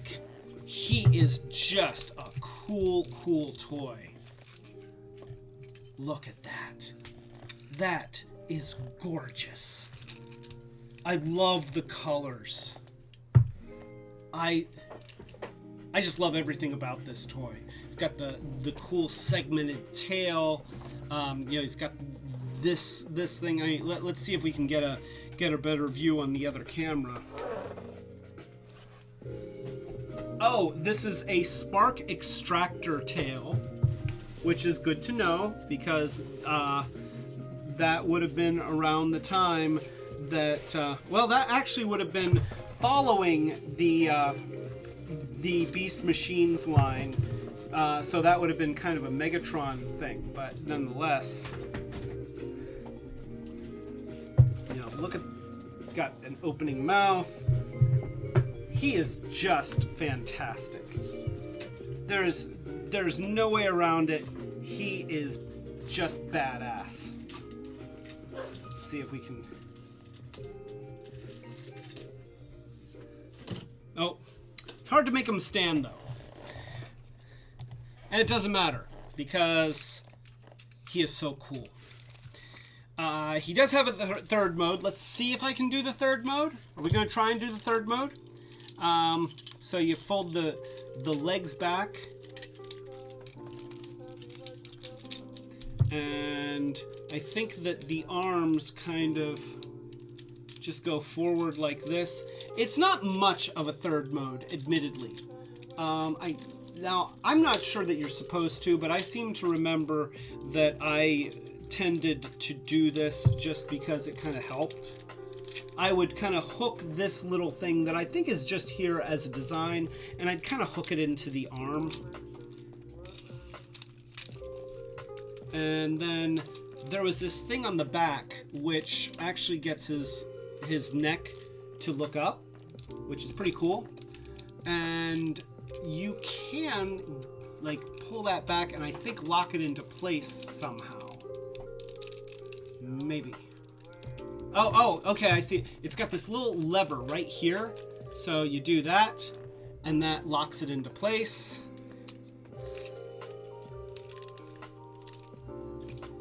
And then you have the spark extractor, sort of like a scorpion tail. And I believe that this is the vehicle mode. You got a little wheel there, a bigger wheel. And it's sort of like a dragon racer.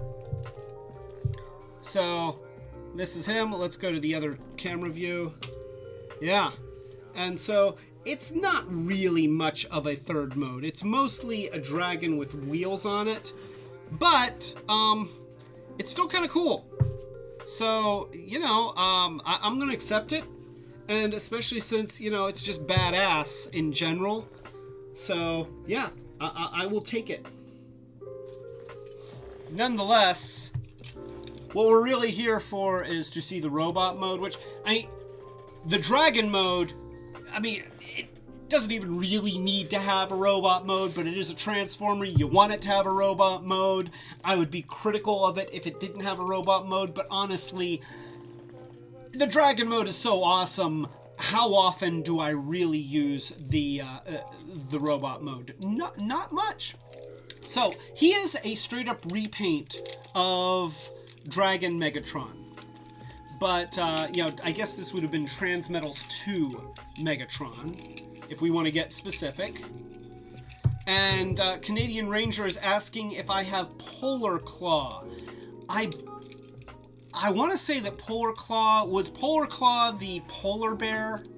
I think that I probably do have him somewhere. But my Beast Wars collection, so for Christmas one year, because I didn't have Beast Wars stuff. I kind of missed the boat on Beast Wars when it was happening. Like I said, I was one of those truck not monkey guys. And I didn't realize how cool Beast Wars was until after the fact. And then I had missed out on a lot of the toys. But Monica managed to get... Yeah, I want to say that I have that guy. I think, yes, I got Polar Claw. So, yes.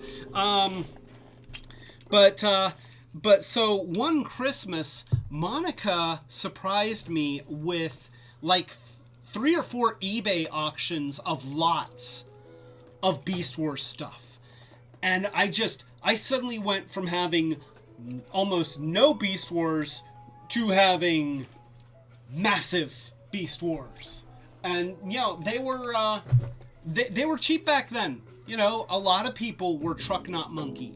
And so she managed to get them on eBay for a very, very reasonable price, and I got a ton of Beast Wars stuff. So yes, I do believe that I have Polar Claw, but I don't think that he's handy. We will hit Polar Claw at some point. So anyway, so you open up the dragon chest to reveal the arm. And you can see that I've extended the dragon legs so that they turn into Predacon legs. I guess, I don't know whether he would have been a Decepticon or a Predacon. Robots in Disguise was funny. So, now, the arms of the dragon are on these little panels that lock against the dragon body. So you have to disengage them and then pull the whole thing back.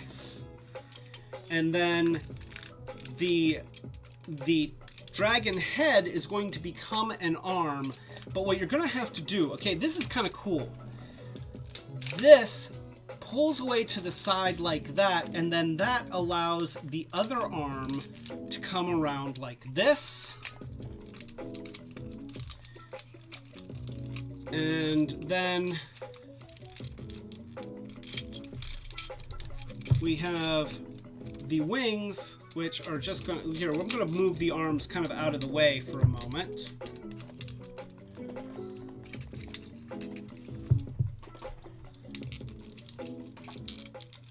And let's see, this, boy, he is a little bit tough.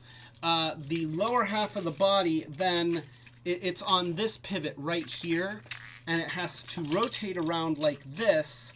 And you rotate, so the dragon chest is on this swivel, so it goes around to the back like that, and that gives you room to rotate the bottom half, you know, with the legs around like this. And then you see how each hip is on this double joint here, and they're going to go in together and meet in the middle to give him a pelvis that you squeeze together. And you know, just don't think about it. You have to do it. So, you know, just squeeze in his nether regions. There you go. Yeah, you're going to squeeze his nether regions, and then you're going to rotate the legs, the lower legs. Ice Bear's tired of staring at this guy's butt. Well, Ice Bear, you're just going to have to deal with it a little bit longer. So... Ice Bear wants justice. Don't give me any of your crap, Ice Bear. So, there you go. Now you have the lower half of the robot mode transformed, and then the wings... The wings are hard to get around. You have to kind of finesse them, and then you have to finesse both sides, and then have them fold up, and you just try and get them around these arms. The arms are tricky. There we go.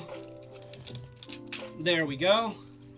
And so you see these posts right here and here. There are some holes right here, and then there's another hole right there, and those lock into there. And then you can put the dragon arms down just to get them out of the way. And you can actually fold these in like that, sort of get them out of the way. And now you can get the wings out of the way. So now you're kind of seeing it come together. And now this panel is going to snap up to the side and then close around his side, and he now has a dragon head arm. And you're going to do the same thing on the other side, and you're going to get a robot arm with kind of this shield thing. And now the head is on this piece that just kind of, you know, kind of has a lot of jointness to it. Yes, I said jointness, and I'm sticking by it. So you do that, and then you fold that down and put the head, and he's got this really cool clear thing over his head, and you can flip that up to reveal a very Megatron-y looking head, but he's not Megatron, he's Cryotek. And in the back, okay, you can now spread apart those arms and put the tail down, and then you can kind of close the arms out of the way, and boom, that. Oh, and now let's just secure these. I don't think that I snapped this one all the way. So there we go. That is Cryotek in his robot mode. And he is badass. He is so cool. Yeah, I guess there. Okay, there we go. That is him. You know, he's, here, let's free the dragon arm so that he can, you know, raise it over his head and do that. Oh, really? Cryotek was originally a Visionaries character. I did not know that. But, you know, Visionaries is Hasbro, so I can see them kind of reusing some of their stuff. And let's put them on the other view so that you can really appreciate. Yeah, look at that. He looks great. He just looks great. You know, the dragon arm is so neat. You know, it's just, look at that. These colors are awesome. He is just a neat figure. And I am so happy. I am happy to own him. I am happy to see him again. I kind of just want to sit here and play with him for the rest of the night, and I know I can't do that, but he is just so damn cool. That's all I can say. You know what? I'm not even going to talk about all the details and all the different colors, the way that the purples gradate into the light teals and the powder blues, and how, you know, he's got the clear bits and the shiny bits, and he's got the grimace on his face. I mean, everything about this character is badass, and he comes from a character that, from a toy that everything about it was badass. So, you know, you just can't go wrong. This is a repaint done right. Done with love, and I love him. So, I guess I'll give you 2 more. Okay, we got 2 more. Dos. I'm gonna have another. All right.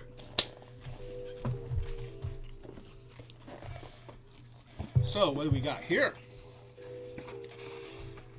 Oh, okay. So, this is not. I will give you back. Yeah, I just have to take them out. There. Sorry. There you go. So, this is not a Transformer. This was made in 1984. And to be honest, I don't remember what line it comes from. It is, you know, there were a lot of transforming robot toys back then. It's not a knockoff of Blaster. It is its own mold from a third-party company that, amazingly enough, Hasbro did not buy the rights to. So, Tai Fong Robotic Radio, 1984. And it is a real working radio. There is a tuning knob in the back that you can use, and a volume knob. I don't think it works anymore. I've never gotten sound out of this thing. One of these days, I should take it apart because it is just a radio. I'm pretty sure that I could figure out how to get a radio to work again. But nonetheless, really nice boombox mode. I would argue that in many ways, it's actually a nicer boombox mode than Blaster. Love the colors. And this is something that Monica got for me, 2 years ago? Now, it doesn't have the opening chest, and you know, that... Okay, Blaster, you know what? Never mind what I said. Blaster's got the opening chest. But nonetheless, Very, very cool boombox. It has a picture of a tape that's behind the clear panel here, so that it actually, the effect is really nice. I love the the large speakers, and then I guess would that be a subwoofer or what? I don't know, but it looks great. There's a sticker here that is your tuning whatever. It would be kind of cool if when you adjusted the tuning knob that actually did the thing, but he's got a neat transform. They did some unique things here. Now, of course, it is 1984, so you're not going to get a posable figure, but boy, tight joints. There we go. Pulls out like that, and then you're going to pull the other leg down and pivot that like that, and then pull the foot out, and then you pull the arm down like this, and I want it to twist, but I don't think it does. No, I think the fist twists. And it's a little bit of a shame, because if it had a rotating joint here, then he would have elbow joints, but he doesn't get elbow joints, which is a shame. He does get shoulder joints, though. And you're thinking, okay, well, what do you do for the head? Okay, so you look at the back, and, it doesn't look like much, but when you rotate these things around like this, the two halves create the head. Look at that. Okay, that's actually pretty cool. It's not hidden, and it's got the division between in the middle of the face. But you know what? That's actually pretty cool. So, yeah, just kind of another oddity from 1984 during the robot craze. I mean, everybody wanted to get into transforming robot toys because they were big. And, this guy would have been imported from Japan like everything else.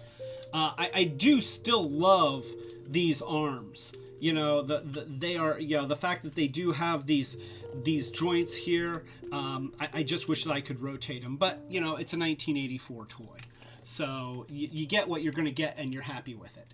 So yeah, that is Tai Fong Robotic Radio from 1984. So this is our last one of tonight. Is it? Maybe not. Oh, maybe it's not the last one for tonight. Okay. And it's 10 after 10. What do you want to do? If you've got something else, we can do something else. I don't know, unless everybody else is getting bored, but you know what? If they get bored, they'll turn off their computers. So, okay, Soundwave. I don't know Canadian Ranger. Canadian Ranger was asking if it's Soundwave. I don't know what's next. So, let's see. What do we have? Oh! Canadian Ranger, were you talking to Monica before the thing? So, it is Soundwave. Here, I'm going to give this back. But here's the thing. This is the animated version of Soundwave. And Joy says more. So, now here's the thing. We've got two versions. We've got the original animated Soundwave, and then we've got the recolor, which I want to say that obviously it's modeled after Sound Blaster, but I'm not sure that they changed the name. Electrostatic Soundwave. So this is Electrostatic Soundwave, and this is Soundwave. So Soundwave, they were kind of playing off of the whole music theme, and so he transforms this version of Soundwave transforms into a Scion XB. He looks like a Scion to me. And then they've got kind of the cassette detail here that's reminiscent of his origins as a cassette player, but he also comes with a giant guitar. And look at the front. Oh, and of course the front grille has the the waist, the buttons, the rewind and the play and the stop and everything. So it has that on the bumper. So, there were a lot of inspirations. He even has like an on-off button here on the roof because, that, and I love the colors of this guy. And the big guitar, it kind of mounts to the minivan like a surfboard. So I guess if you're a surfing dude and you had a giant guitar surfboard, then that's what this might be. So let's let me put this on the other camera view, because we have another camera view, and you can see the Sound Blaster, his colors look great. I know his name's not Sound Blaster, it's Electrostatic Soundwave, but I mean honestly, it's Sound Blaster. And then he's got a keytar that goes with him. So you got your keytar and then your electric guitar. But both of these vehicles, the colors pop so much. I mean, they really did a beautiful job. I love all of these details here. Just really adds a lot to a design that could have been really phoned in, but wasn't. They made these really, really nice. So let's go ahead and let's transform one. We will start with the classic deco. And I haven't touched this toy in a long time. And let's see, I see joints. Okay, so we have these side panels, and we're going to okay, so you pull the hood to disengage the top, and then get the side panels to disengage from the bottom. And then the hood is going to split, and we're going to pull those up like that. And then the arms, I think these are the arms. So these side panels here are just going to pivot out like this, just like that. So they're going to go out like this, and then you're going to pull them out like that. And then this regular Soundwave fights for the user. Yes. Okay, you know what, Kyoji, you deserve a toast. Regular Soundwave fights for the users. Electrostatic Soundwave fights for the Master Control Program. Very nice reference.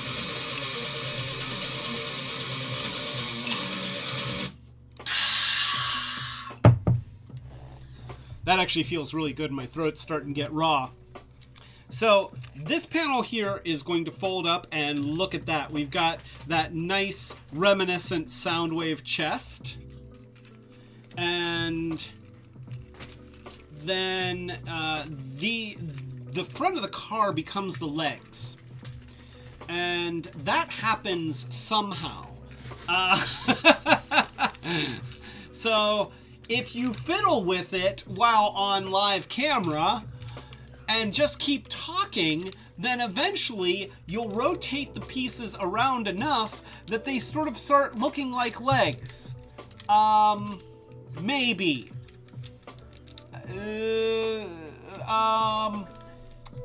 Let's see. Okay, so these grill pieces are on a hinge. So yeah, the grill pieces that were like this, let's flip those out like that.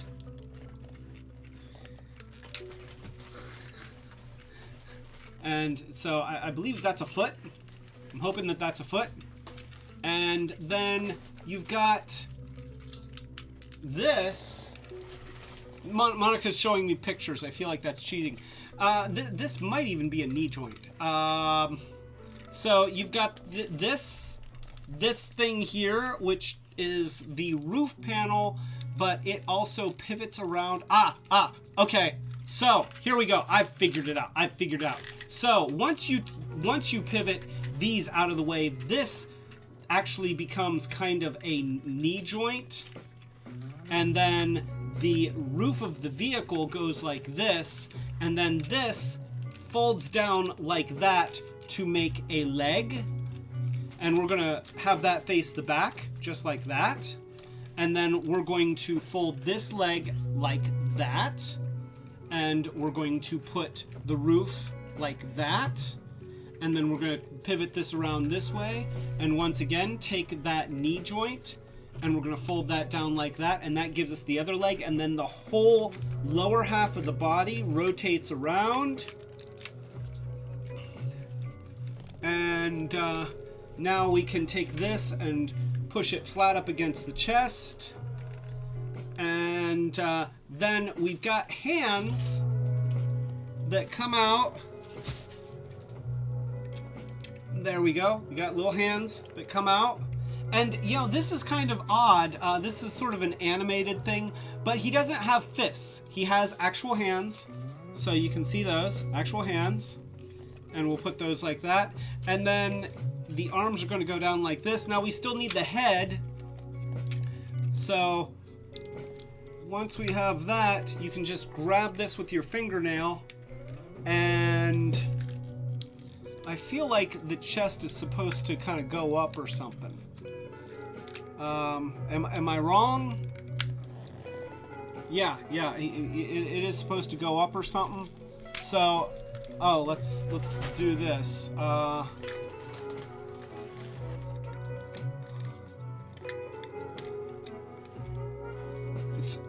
It does go up somehow. It goes up somehow. I think it slides. Okay, maybe it's just on a slide. I'm gonna try and slide it. I hope I don't break it. It feels like it slides. It feels like it does something. Oh, okay. It's got a double hinge. So you pull it out this way, and then at the same time you kind of you have to finesse it, and it's very, very tight. So I know, phrasing. So oh gosh, that is, there's a little double hinge piece in there, and it really is fighting me, and I'm trying to adjust it in such a way that it doesn't break. There we go. Okay, there we go. And there he is. See? Okay. So, thank you for that. And then, okay, this is what's awesome. So they made him so that he's got these holes on the inside of the arms, and then there's pegs on the outside of the guitar, and he can actually hold the guitar. Look at that! Look at that! That is so cool! Oh my gosh! He's a rocker! This is great! Soundwave as a rock star. Badass! Excellent! And you know what? He absolutely would be making that sound right now. Except it would be kind of like a monotone excellent. And, you know, but you might still get the diddly diddly. So, yeah, look at that! Look at... I mean, that is so cool. Love it. Love it. Let's, and so what's really important... Oh, you know what? Yes. Here, we got to flip the wheels there, and now it's almost like he's got speakers on his shoulders, which is really badass. Okay, so electrostatic Soundwave is going to transform faster. And I don't have to explain it because I just did. And Arthur... Okay, not that fast. So, we got arms. We got chest, maybe. Boy, that joint is tough. There we go. Yeah, you know what? It's easier to get that joint to move if you just leave the chest open like this.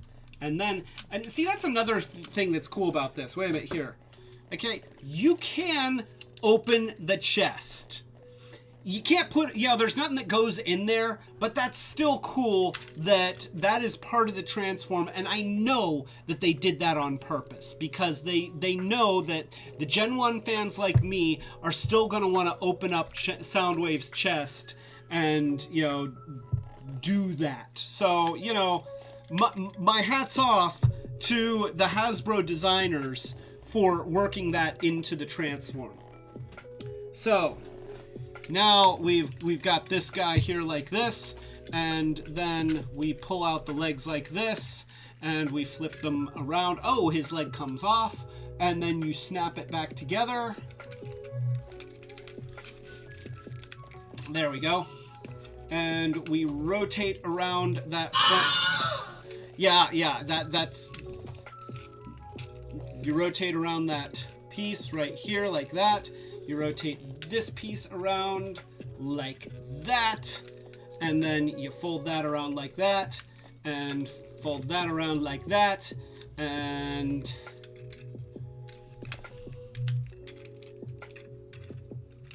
then pivot at the waist. You got your arms forward. Oh wow, he's losing pieces all over the place. And we will try to get the head out, and there we go. And of course this time, fold the wheels forward to the shoulders, and we give him his keytar, which is pretty awesome.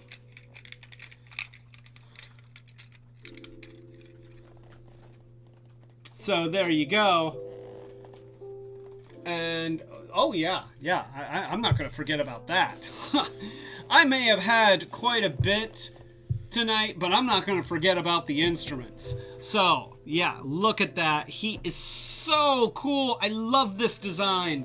Soundwave is a character that has really kind of struggled to have an identity post tape players. I wonder if this is a case where he would be better if he did it this way.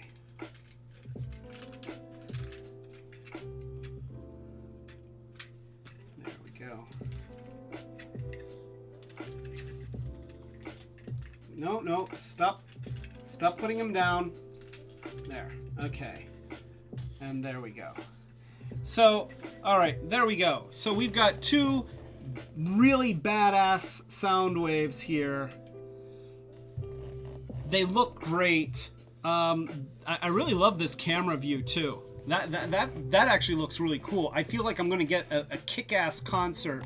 And you know what? I don't care if I'm going to be mind controlled after this concert because the music's going to be really good. Just saying.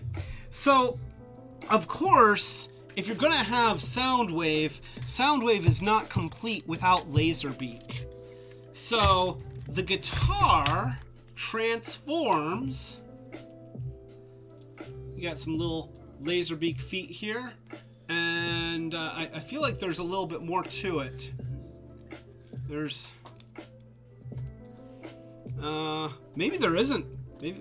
Oh, this slides down to make the tail, and so we've got Laserbeak, and let's go ahead and show him on the other camera. So yeah, Laserbeak, he looks good. Not a whole lot to him. There's really just almost no posability whatsoever. But really, the original Laserbeak didn't have a whole lot of posability either. And then, of course, and this is really what sold me on buying the repaint. They created the new instrument, and this is pretty obviously going to be Ratbat. So you're gonna, and it does this, okay? It's got a whole thing here, and then the head rotates up, and then you've got that. And so that is Ratbat. And so, yeah, he is actually pretty kick-ass cool himself. Huge wingspan. I feel like bats don't typically have that large of a wingspan, but he does. And I love the way that he transforms. I mean, that's really cool. So you've got here, you know, he's going to help Laserbeak out. There we go. So we've got Ratbat and Laserbeak. They look great. And then, you know, I think that they have, oh, yes. So you've got these details in the arms here. And so you can absolutely plug Ratbat's feet into, you know, let's have them face forward. So you can have Ratbat sit on Electrostatic Soundwave's arm. There we go. Maybe. Doesn't really want to stay too well, but you know, they did it. There we go. Okay, so yeah, you know, he can hold him on his arm like that, and then same deal with regular Soundwave here. And I feel like this works a little bit better. There we go. Yeah. So, yeah, that is really kick-ass cool. Transformers Animated Soundwave and Electrostatic Soundwave. Two great characters, very nicely reimagined. And like I was saying, Soundwave has had a hard time adapting to a world without cassette players because, you know, the CDs don't lend themselves to transforming into robots, and you know, now we're at a point where we download our music and stream it, so you don't even have the removable media thing. So yeah, I feel like outside of my generation, Soundwave's identity as a cassette player is going to become just a forgotten thing of the past. You know, once they're not marketing to me anymore, we won't see any more cassette player Soundwaves. And I don't think that we'll ever see a Soundwave that has the removable media things. You know, now they, you know, in the Siege line, they have a Soundwave. He turns into a Cybertronian what the hell. And he does have cassettes, and they turn into shields. And it's good, but it's not the same. It's just not the same. So yeah, do we have anyone else? Okay, one more, and this is a big one. So sorry. Okay, so I am being handed some of the Holy Raspberry, the Holy Hand Grenade Raspberry Juice. And I am being handed a box ceremoniously. I'm almost afraid to open this box. So, let's see what we got. Oh, snap! Alright, here you go. I love this toy. Yeah, I'm going to give you the sound waves. And there you go. Okay, what we have here This was part of Transformers universe. I'm guessing around 2007.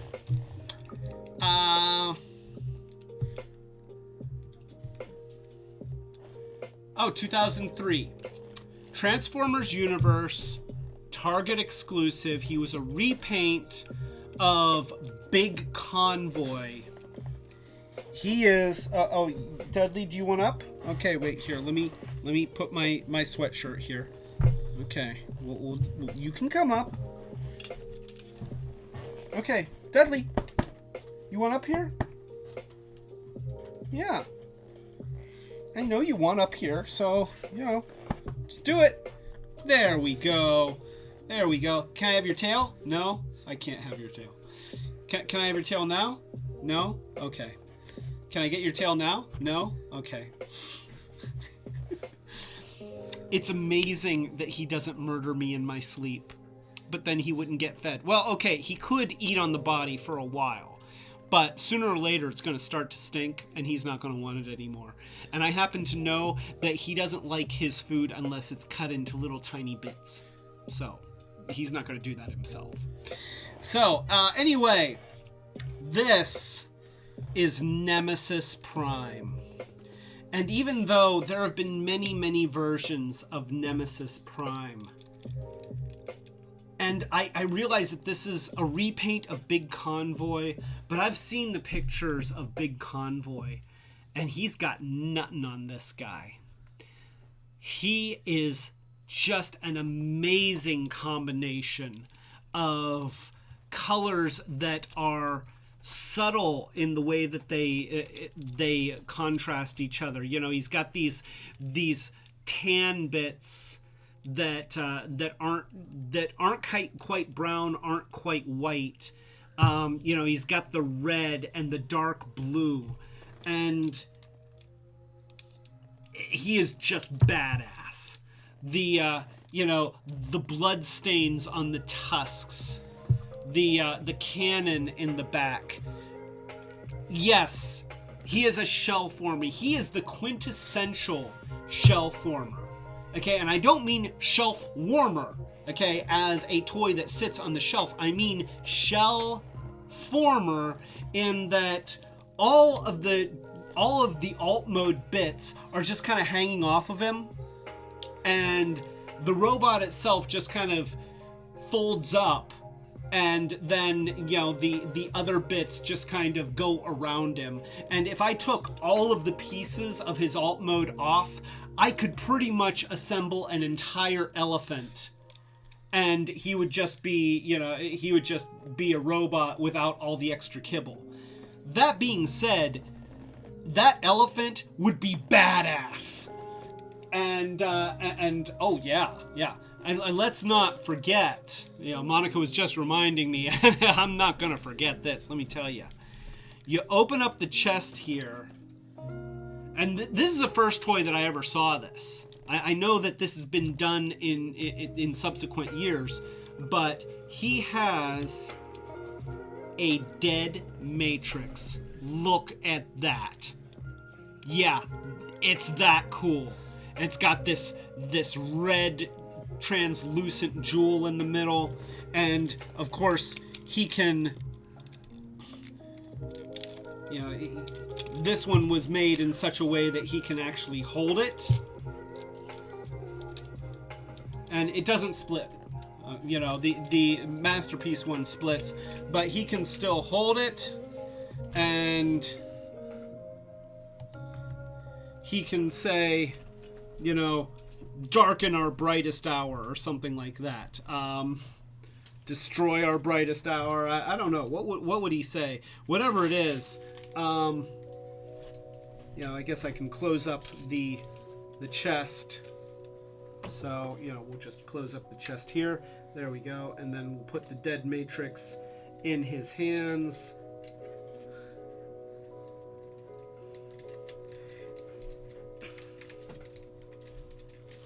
Yeah, there he is. And this Nemesis Prime is the one that will hunt you down and kill you because it's fun. He's an amazing toy, and that's all we're going to show about it. No. I love the very subtle, light, metallic blue bits. There's not a lot of them.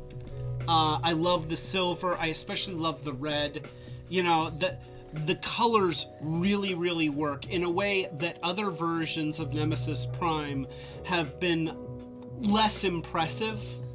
But, you know, he's got these sort of knobby knife things or whatever they are that come out of the arms here. And yeah, they actually peg into the bottom of the fist so that they become really, really stuck in there pretty well. There we go. And then they fold up inside. And I realize that all of these are features of the original. I mean, he's a straight up repaint, but in the same way that Cryotek in some ways is superior to Dragon Megatron because his color scheme is so well done, I feel like Nemesis Prime here is superior to Big Convoy in the same way, because I've seen Big Convoy. He's not nearly as interesting looking. So yeah, we have to try to transform him. That has to happen. You know, of course, like many of the Beast era toys, he is fully posable. Yeah, that's not going to happen. Okay? And not even the long, struggling transform or Optimus Prime transform is going to happen with this guy. But we're going to get there. He is fully posable. You know, but of course the kibble kind of gets in the way. But the kibble is so badass looking. This is one of the cases where the excessive kibble really doesn't bother me that much. And I think it's just because it gives him such a distinctive silhouette. You know, look at that. He looks like a character that represents death incarnate. And I think that's why I really, really love this version of Nemesis Prime. I think this is my favorite. This is my favorite Nemesis Prime. More than Scourge, more than Armada Nemesis Prime. This is my favorite Nemesis Prime, and that's saying a lot, because Nemesis Prime, I mean, how can you go wrong? Evil Optimus Prime. You know, dark color schemes, red windows, you know, but of all of them, this one is my favorite, and he looks great. Just looks badass. And I still have the missile, you know, the missile fires, and let's you know what, oh, yeah. So here, maybe there's a thing somewhere. There we go. Oh wow, that went into my glass. Okay. And so he also has T-Rex Megatron style missiles in his lower legs, which, yeah, he does. You know, he's got, you know, these things. So yeah, he is just really, really badass. And I guess I have to transform him. So we're doing this. We are doing this. I'm gonna flip up the little ear things, and then I believe that the shoulders kind of rotate somewhere,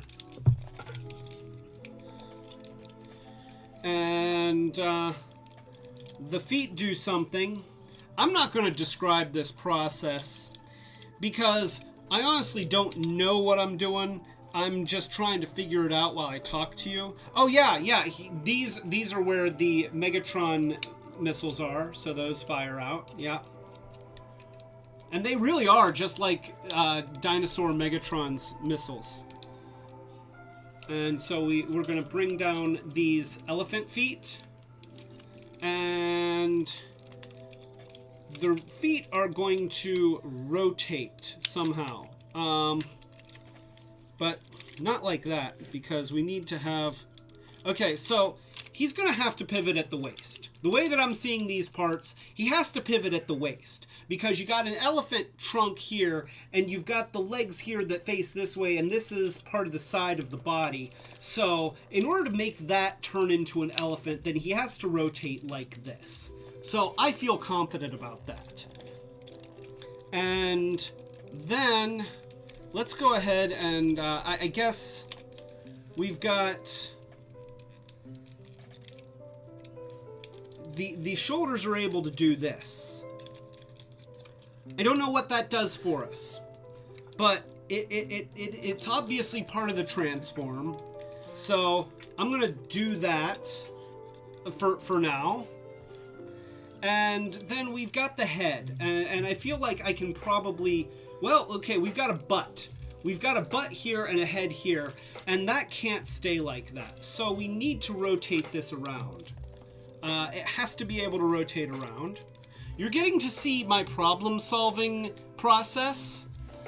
So this has to rotate around, so I guess it comes up like this. Okay, and it does rotate around.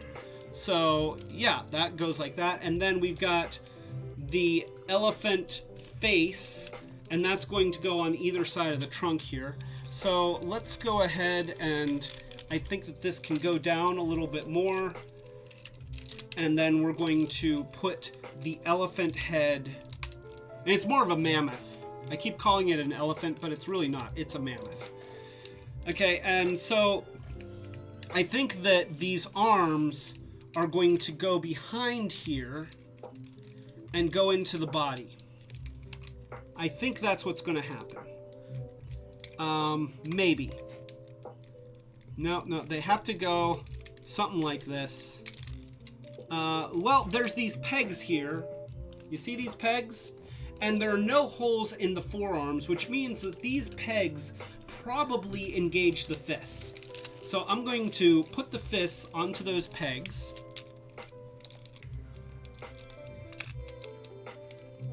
And then I'm going to do the same thing on this side.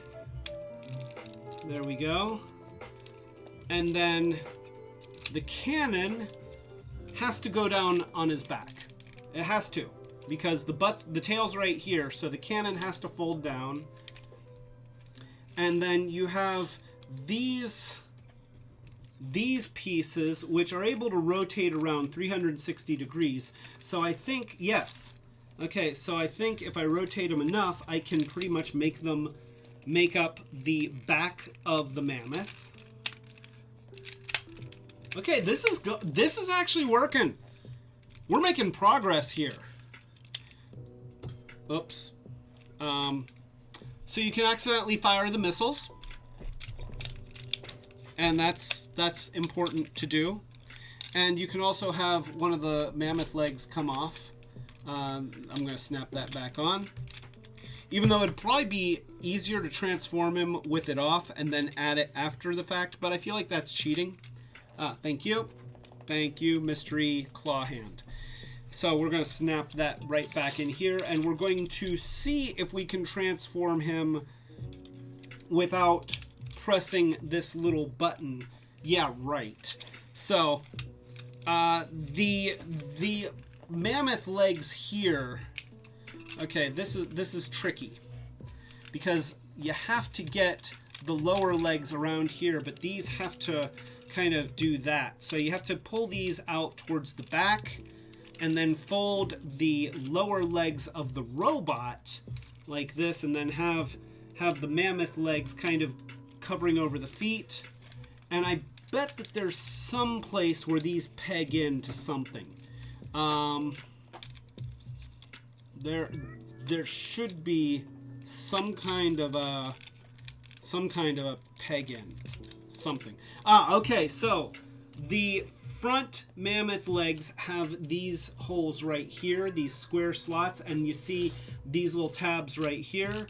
So that is going to engage right there and snap together like that. And then the same thing on the other side. There we go.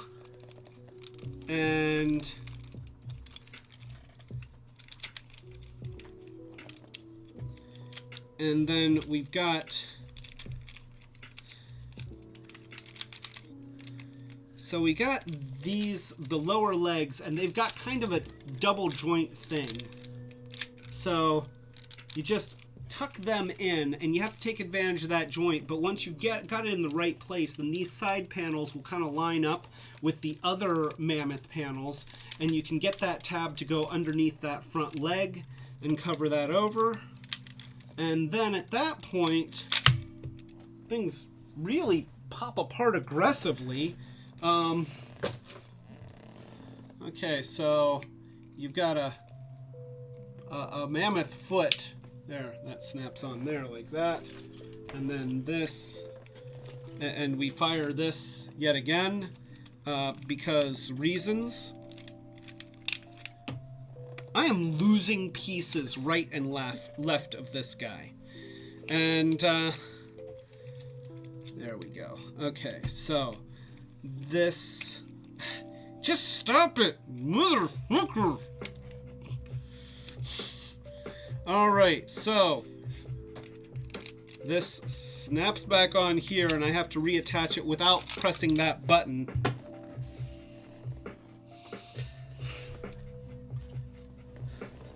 There's this little nub right there, and it goes right there, getting them, and of course, to attach it, you have to do it without pressing this button. Okay, Nemesis Prime, you're kind of a dick. There we go. Okay, we've got that side in, and we'll put this back on. And so now at this point, this piece should be able to kind of snap around.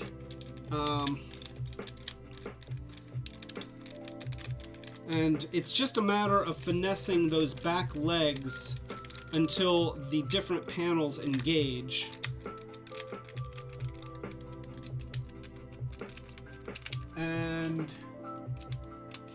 And Monica says this is a mammoth undertaking.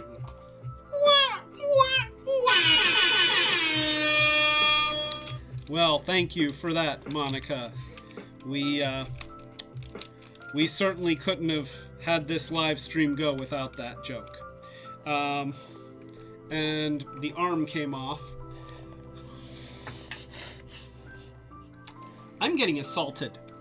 So, the arm, it attached somewhere inside there. Oh gosh, the ball joints. Oh, the ball joints. Ah, okay, so here, this. Stop messing with me. Stop messing with me. I know, I'm distracted. I'm not engaging people. You gave me a really hard one. So, all right, here we go. Here we go.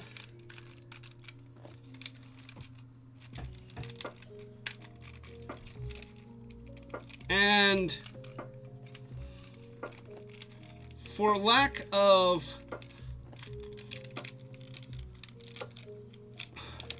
let's see, there's some, gosh, the foot popped off again. Okay, you know what?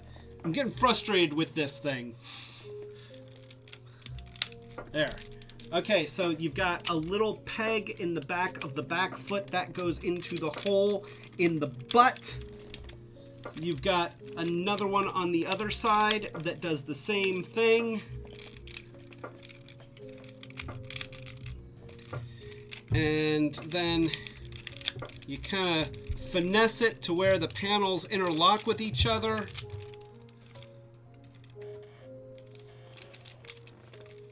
And, okay, it's not pretty. There. We got it. Oh, lost another mammoth foot. There we go. And there he is. Oh, well, you know. There he is. That is Nemesis Prime as a mammoth. Let's go ahead and show him on the other camera view. So that is him. And honestly, look at that. Yeah, it was a lot of work to get there. It's got this lever on top so that you can raise the trunk. Look at that. He is just menacing. I love the texture of the fur. I love the colors. I mean, you know, yeah, this mammoth is a block. There's no posability to the beast mode other than the trunk. But you know what? He doesn't need it. This is just... It's kind of an amazing conversion, even though he is a shell former. But nonetheless, Mammoth Nemesis Prime, just amazing. Absolutely amazing. You know, it's a little frustrating to try and transform when you haven't touched him for a long time, but that is badass. Just 100% badass. And so, is that it? I think that's it. Wow. And yes, Canadian Ranger, we are done now. Dudley has given up. Look at that. Sweet kitty. And so, thank you. Thank you so much. That last one was a lot. And most of you stuck with me for almost 3 hours. So, thank you. Thank you again for doing these things with me. I really appreciate it. You know, Kyoji, Mazen Fur, Canadian Ranger, let's see, Hope was here, and, oh, you know, we doing this? This one's for you. A little bit of pink lemonade.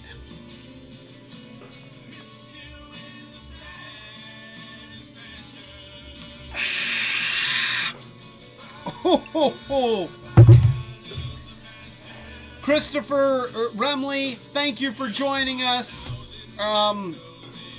Joy, thank you. Josh and Laura, thank you for joining us. Nathan Fillion and Connie, thank you.